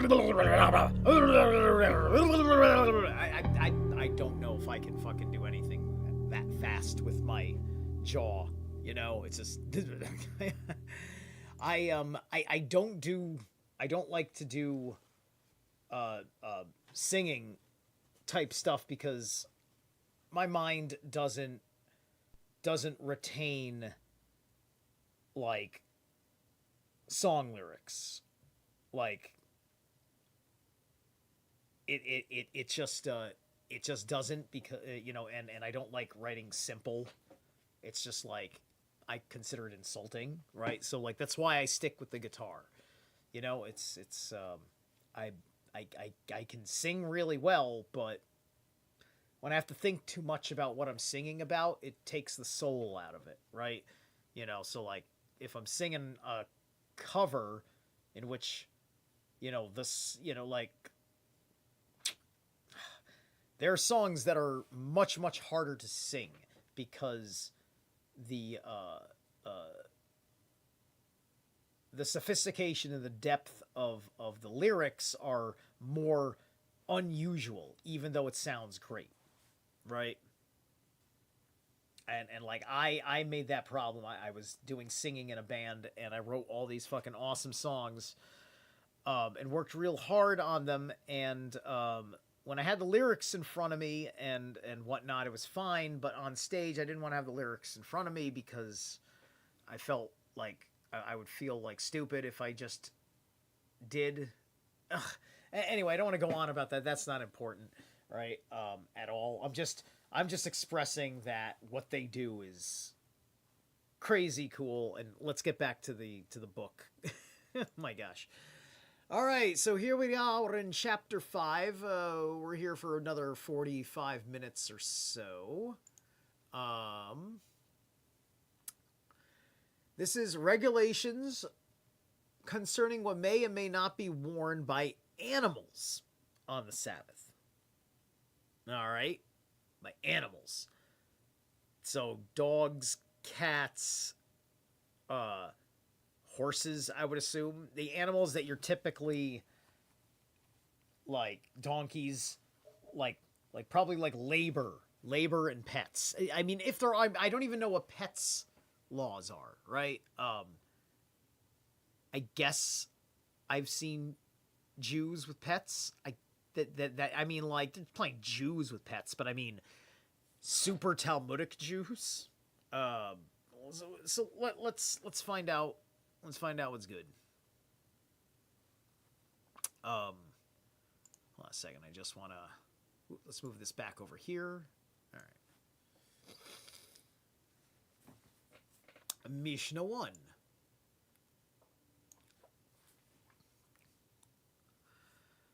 What gear may we let animals go about in and what not? The male camel in a bridle. The female... Is that camel or camel? Again, misspelled. With a nose ring. It must have been camel misspelled. Libyan asses in a halter and a horse in a collar. All animals that are used to collars may go out in and may be led by the collar.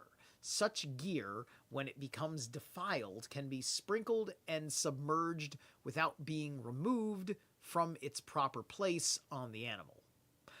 Arihuda, in the name of Samuel, said, Rabbi was asked, how is it when the reverse is the case, i.e. when the female camel is bridled and the male camel is invested with a nose ring? May they be allowed to go out? There is no question as to a bridle on a female camel, for it is considered a burden. As to the nose ring on a male camel, shall we assume that it is merely an additional safeguard and thus becomes permissible? Or is it an unnecessary safeguard and hence not allowed? Arishmael B. Yosai answered, Thus my father said, 4 animals may go about with a bridle on, the horse, the mule, the camel, and the ass.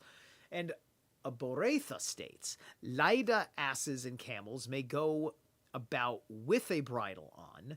The following Tanem, however, differs as to this point, whether a superfluous safeguard is a burden or not. One maintains that no animal may go about burdened with a chain, but Hananya says a chain or anything else that is intended as a safeguard is permitted.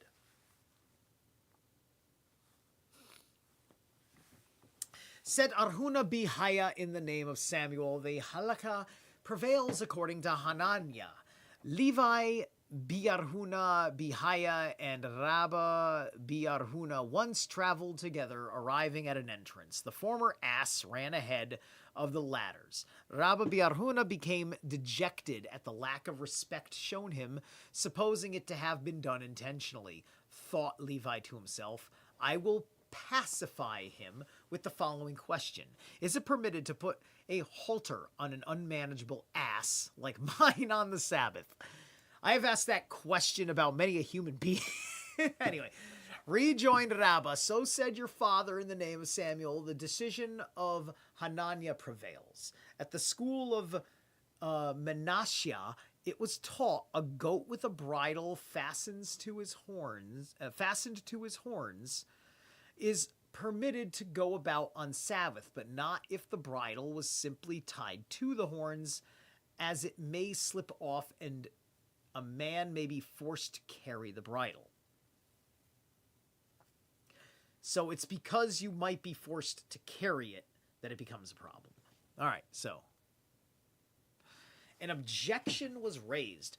Were we not taught in the Mishnah that it is not allowed to let a cow go about with a strap tied between her horns? Said Irmia bi Abba, on this point Rab and Samuel differ. According to one, it is prohibited at any rate, and according to the other, if for an ornament it is prohibited, but as a safeguard it is permitted.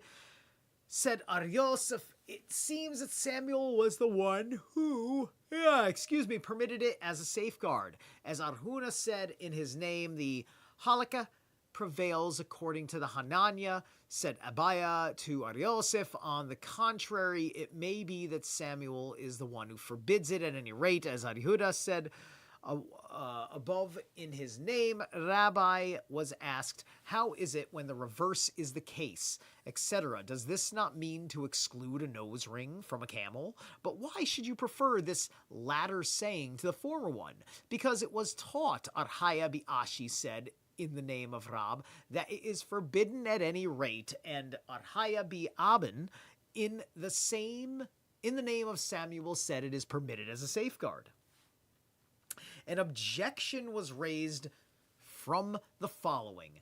If the owner tied the red heifer, here we go with red heifer prophecies. We just recently, in the last few years, went through the red heifer stuff. With a halter, she may nevertheless be used. Should you assume that this halter is a burden, how could she be used? Do not, the scriptures say, Numbers 19:2. Upon which there was no yoke, answered Abaya. It is to be understood when the owner leads her from one town to another, the halter is necessary safeguard, hence no burden. Rab said, there is quite a difference in the case of the red heifer, as she is very valuable and must be guarded. Rabina said she must have a halter on account of her stubbornness. The horse with a collar. What is meant by go about or led? Arhuna said. It makes no difference whether the strap hangs loose on the animal's neck or is used as a rein. But Samuel said they may go about if led by the strap, but not with the strap hanging loose. A Boretha teaches they may go about with the halter tied round their necks in order that they may be led whenever necessary, said Aryoseph. I have seen the calves of Arhuna going out on a Sabbath with their halters round their necks. Ar Samuel b Yehuda, when coming from Palestine, said in the name of Ar Hanina that rabbis' mules also went out on a Sabbath with their halters tied around their necks. and are sprinkled, etc. Is this to say that they are subject to defilement? Does not a Mishnah state, Kelim 12:8, that only rings worn by human beings are subject to defilement, but harnesses and all other rings are not? Said Arhitziak of Nafa. The collar ring, having at one time been used by men for personal purposes and become defiled, still retains its defiled character. Ar Yosef, however, maintains it is not necessary to claim this. The fact that the collar ring is used by man for the purpose of guiding the animal lays it open to becoming defiled. As we have learned in the Boretha, which taught us a metal whip is subject to defilement for the reason that man uses it to manage the animal with. And submerged without removing it from its place, would this not constitute a case of shazitza, or intervention? Said Ar-Ami. Intervention of the bridle between the neck and the water is avoided by loosening the bridle, a Boretha teaches. Intervention is avoided by the size of the bridle. Mishnah 2, you're forced to know how all of this stuff works, right? Like obviously there's all sorts of people that, they live by their animal livestock situations, and there's so many Talmudic Jews that are living in urban environments that have absolutely no need for this. I mean, like, I've never gone to Brooklyn and seen a guy who owns an ass doing the Jewish thing, or a guy who owns a camel, right? Doing the Jewish thing. I mean, maybe they do. Maybe they've got like a place that you would never notice because it's just a low-key place. Not that they're hiding anything. It's just low-key, just like my house is low-key, right? But it's just like, it's Jewish law that's also like teaching you a thing or two about proper stuff. Like, it's just like, I don't even know how to put a mount on an animal, let alone. And dude, have they even mentioned horses? Were there horses on this list?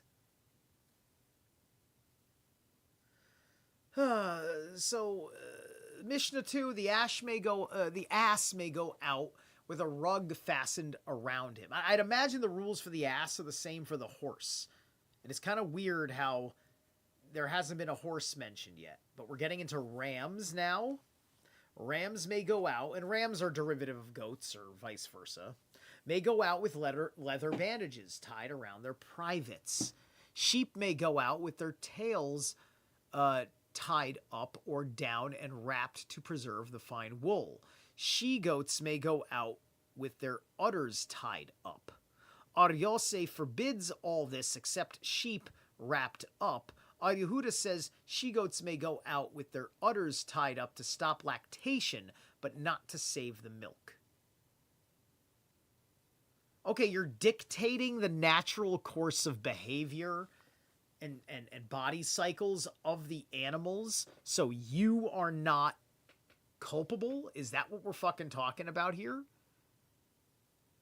And are we talking about this guy is saying don't let them out, or don't restrain them when you let them out? What do they mean by his disagreement with this? The Gemara said, Samuel, the Mishnah means only when the rug is fastened on Sabbath Eve, said Ar Nahaman. It seems to be so from the following Mishnah. An ass may not go out with a rug unless fastened. Imagine if Noah had to put up with this shit on the ark. How should this be understood? Shall we say that the rug is not fastened at all? Then it should be self-evident, lest it fall off and will have to be carried by a man. We must therefore assume that the Mishnah's meaning of not fastened signifies not fastening before the Sabbath. Hence, Samuel's opinion has a good reason. And it is also supported in the following Boretha. The ass may go out with a rug fastened before the Sabbath, but not with a saddle, even though the fastened before, our Simeon B. Gamaliel says, even with the saddle, it fastened before the Sabbath, provided, however, no stirrups are attached to the saddle and a croupier under the tail. Ar-Asi B. Nathan questioned Arhaya B. Ar-Ashi, is it permitted to put a rug on all ass on the Sabbath? It is, was the answer. And to the question, what is the difference in the law between these two? He was silent. Misinterpreting the silence, Ar-Asai objected. A Boretha teaches it is not allowed to remove the saddle from the ass directly, but one may move it to and fro until it falls off. If you say it is forbidden to handle the saddle, is there any question as to putting it oil? Said Ar-Zera to him, leave him alone. He is of the opinion of his teacher Rab, in whose name Arhaya Biar-Ashai related that he, Rab, permitted putting a feed bag on all animals on Sabbath. A feeding bag, which is nothing but an accommodation, is permitted, so much more a rug, which is a relief. How is a relief and an accommodation that fucking different? I mean, a relief is an accommodation. An accommodation is not necessarily a relief. I get that. Samuel, however, permitted a rug, but prohibited a feed bag. Arhaya B. Joseph reported the opinion of Rab to Samuel, whereupon the latter said, if so said Abba, he knows nothing to the laws of Sabbath. Hey, listen, by the time I'm done with this, at least the Jews will know that I understand the frustration of the arguments they have amongst themselves, right? I can compassionate, I can empathize, right? When Ar-Zera came to Palestine, he heard Ar-Benjamin P. Japheth stating in the name of Ar-Yohanan that it is permitted to put on a rug. He thanked him for it and continued remarking, thus has the Ariok, or King of Laws, in Babylon decided who is meant by the title Ariok, Samuel.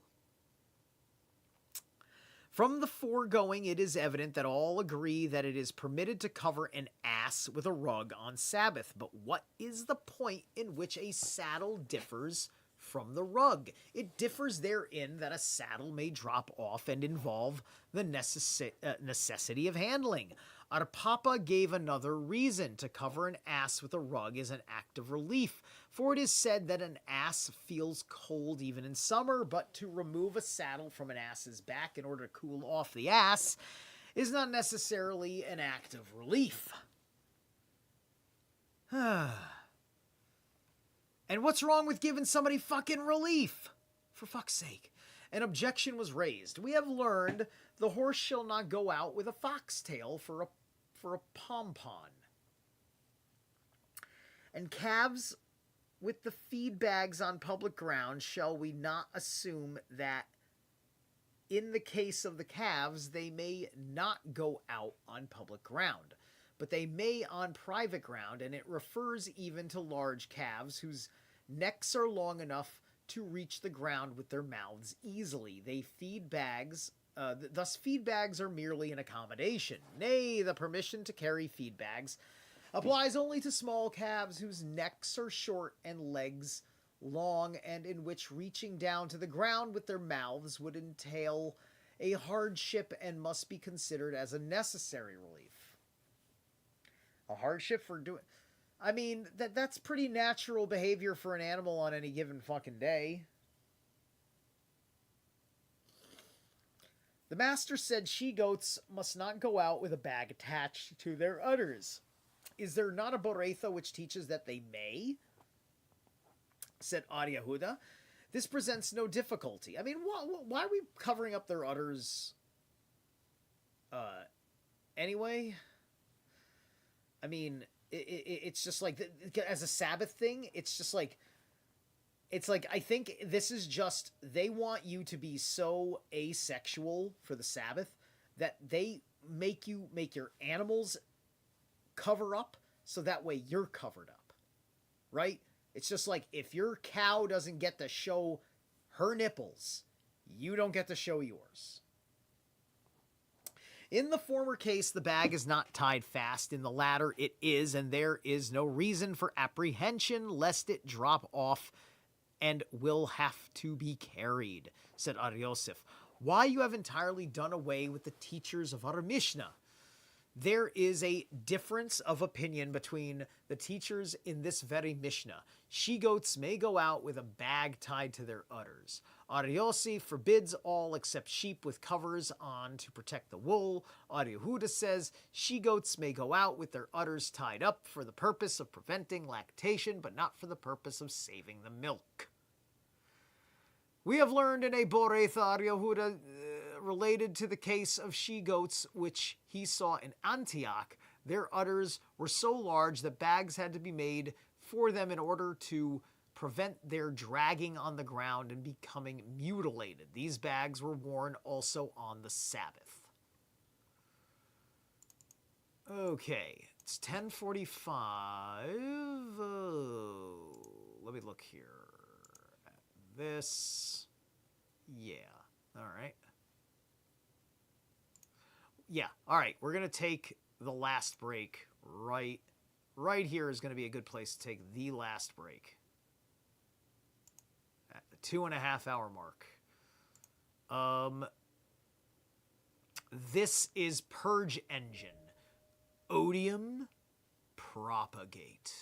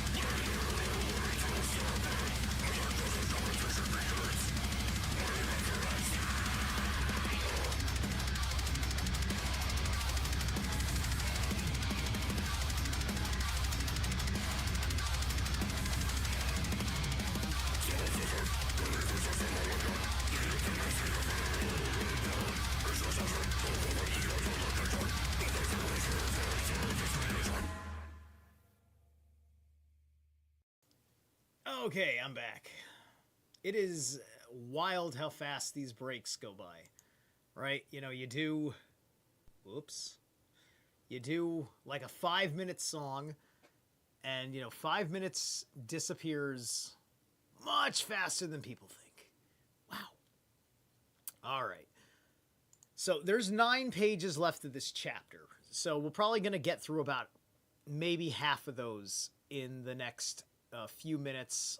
Like, I want to keep this somewhere in that 3-hour mark. Hey, what's up, Tim Timony? So let's get back at it. The rabbis taught it happened with one man whose wife died and left him a nursing child. He was so poor that he could not pay a wet nurse. A miracle happened to him. His breasts opened, and he nursed his child.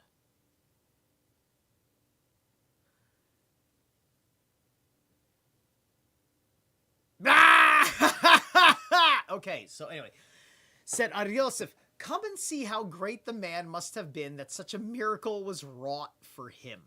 Said Abaya to him, oh, yeah, you are so great, you're gonna be a lactating dude. All the trannies in the world are just like, oh my god, it's possible, God'll do it.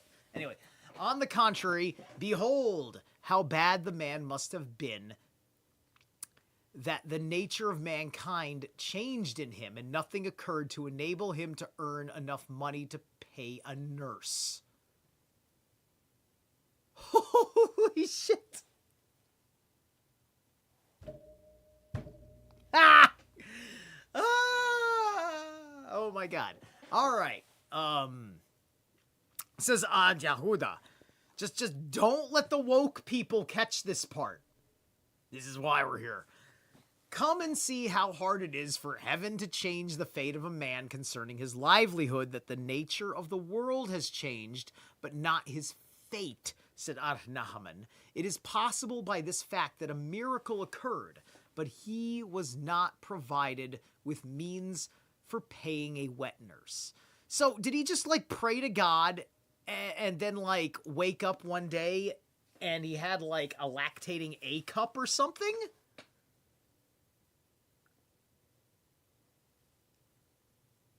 Where did this miracle really come from?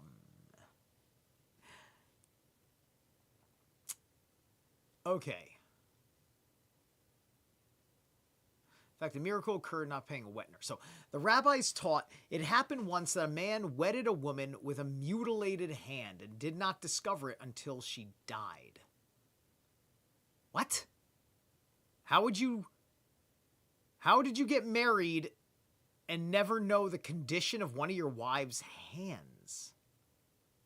One of the hands of your wife, excuse me. Although the other statement is true in some cases. Anyway,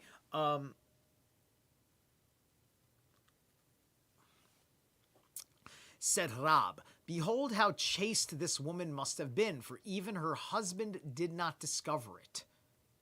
Archaya retorted, this is nothing. It is natural with women to hide their defects, but not the modesty of the man who did not discover it in his wife. But note the modesty of a man who did not discover it in his wife. So he's saying that it's nothing that she hid her, like how she was, right? So what this means is like this gives us a little bit of an insight into a little bit of the courting process between men and women in the Jewish world, and like how did she always wear gloves?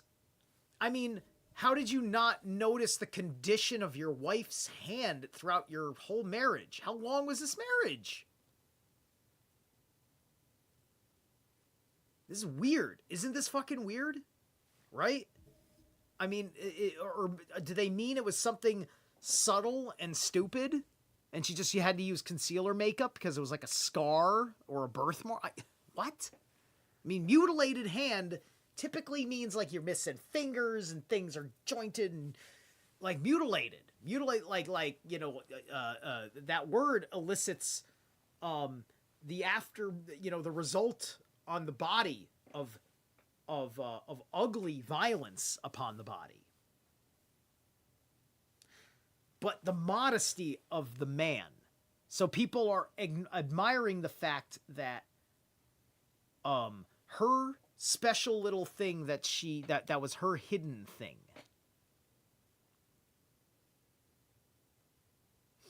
that he never suspected her, never probed her, never questioned her, right?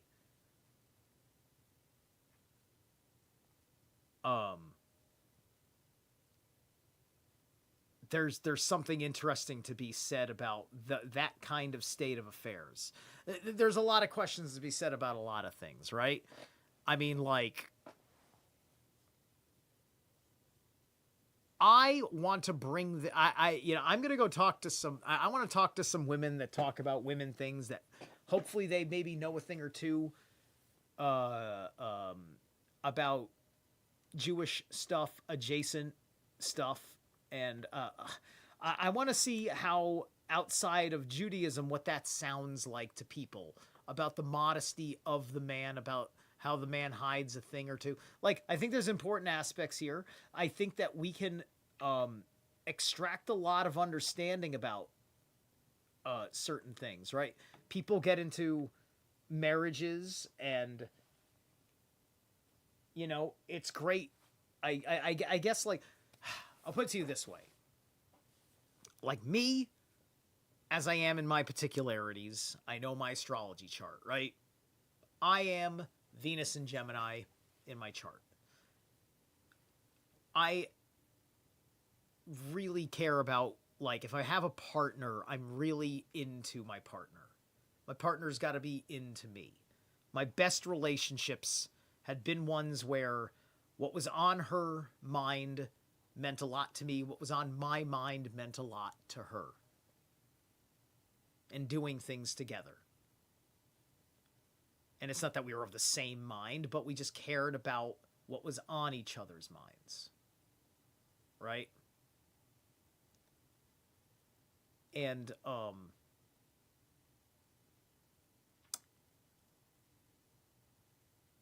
it's unfortunate that she hid a mutilated hand from her husband, that she never had enough faith that her husband would stick with him, or that she would have a husband because of a mutilated hand. I don't like, that is wild. Like, was this like a long time ago where there were circumstances where a woman could be like that? I mean, granted, also, if you're talking about, remember, this is there's probably ultra traditional going on, right? We're talking about women that they're full-time mothers. We're probably talking about a full-time mother situation, or or womanly duties, womanly jobs. But by and large, primary and principally this way, right? And you know, the Jews use their connection to each other to have their own kind of economy, their own market, their own thing. So all of this works, and it reinforces the ability to do things, like for these women to have their power of these things. It's natural with women to hide their defects. And also what makes this odd at the same time is if a woman may not know her flaws. She may not know her defects. She may not see them or care about them. This is why there's a Twitter page, a Twitter account called Women Posting Their L's or Their Losses, right? Because of women that have this habit of just wanting to show people how embarrassing they were for some reason. Like there was something they're doing with that because they're trying to pool a body of agreement around what they were doing, or something like, not always that, but the point is that there's always this nature where a woman does that, and like that's because a lot of women have an idea in their head about how vulnerability works and such. There's a lot to put down there. I really had to go to town. That's quite the statement to think about. Anyway, rams may go out with leather bands around their privates. What kind of bands? Said Arjuna. Hobbles. Ula said they were leather bands tied around their breasts to prevent them from the attack of wolves. Do wolves attack only the males and never the females? It is because the males always go ahead of the flocks. Do wolves attack only the advance of the flock and never the rear? It is because the males are usually fat. Are there no fat sheep among the females? Moreover, how can the wolves know which is which? Oh, come on. A wolf is gonna smell the pheromones of a female. It is because the males generally lift their heads and look around cautiously. Is that really a gender-specific behavior of the rams? I mean, I don't know. I suppose I'm an Aries, I'm a man, and I like to look around cautiously. I also like to be ahead of the pack. Anyway, Arnahaman B. Itzyak said they wore leather bands tied around their privates to prevent them from having, it says coition, they must have meant coitus, with the females. Whence this inference, when the last clause of the Mishnah, the sheep may go out with their tails tied up in order that the males may have coition with them. Hence, we infer that the first clause is for the purpose of preventing them. Okay, so he said coition twice. So he must have meant, I guess there's coitus and then there's coition. Must have a more accurate inference, I would assume. I'm not going to look it up. So she-goats, one moment. All right. She-goats may go out with a bag tied around their udders. It was taught, Rab said, that the halakha prevails in accordance with Aryehuda, and Samuel held it to be accordance with Aryossi.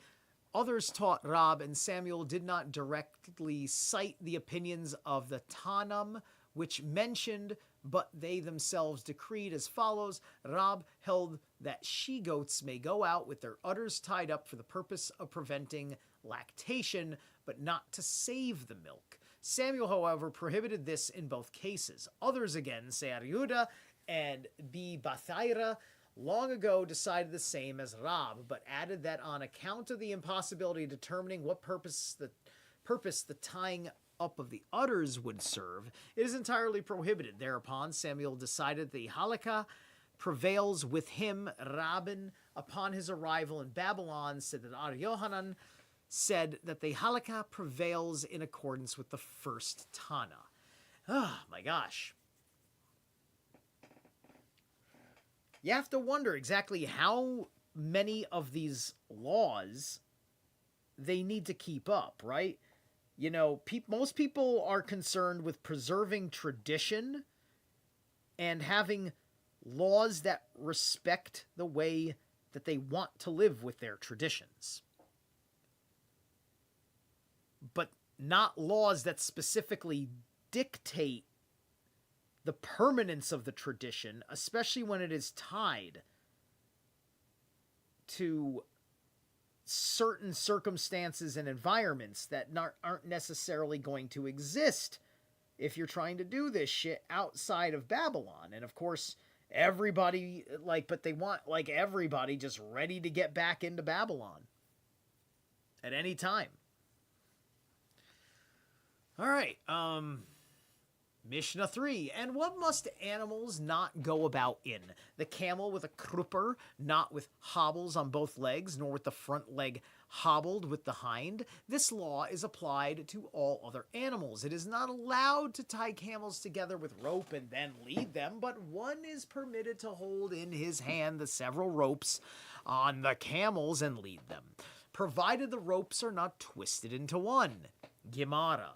A Boretha, in addition to this Mishnah, states, if the krupper is fastened to the hump as well as to the tail of the camel, it may go about. Rabba Biarhuna says a camel may go about with a pad under its tail to prevent friction. One is not to tie camels. What is the reason, said Arashi, because it looks like leading them to market. But if you're not leading them to market, then who gives a fuck? But one is permitted to hold in his hand, etc., said Arashai. This law was stated only concerning kileim, and hence the teacher means to say, provided he does not tie or twist them. Right? All the same, if you're not going to market, and that's the only reason, then what does it matter whether you're tying or twisting them? And Samuel said, and provided the cords do not protrude from his hands as much as the length of a span. Was it not taught at the school of Samuel 2 spans, said Abai?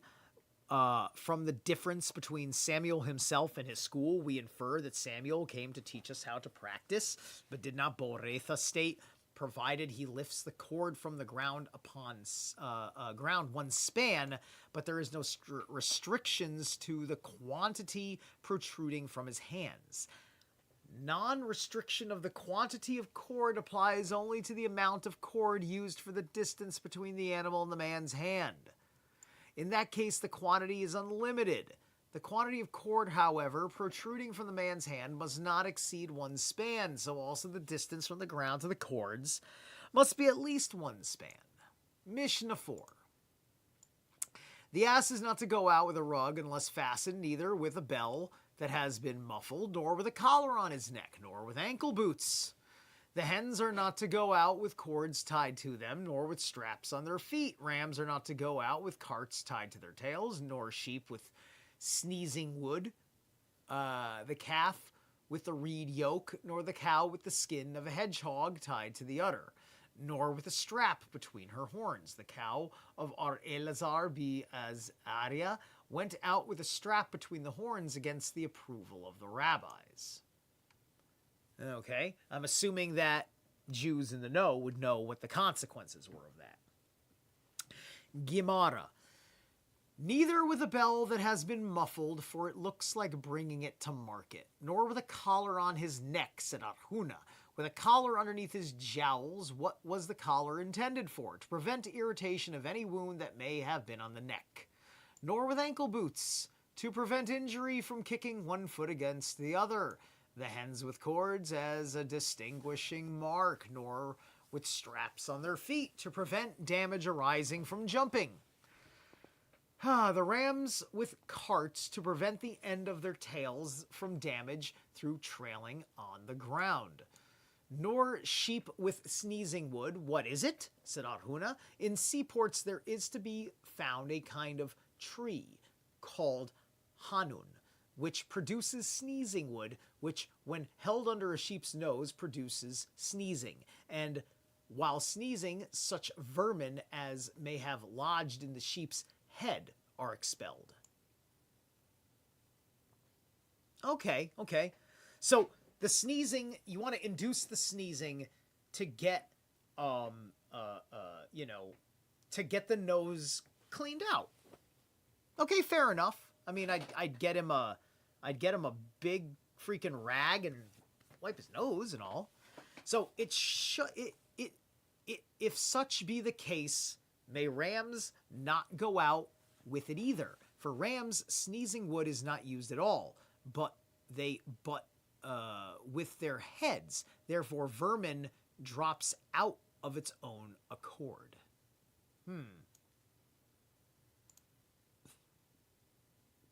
Ace, may rams not go out with it either, for rams sneezing wood is not used at all.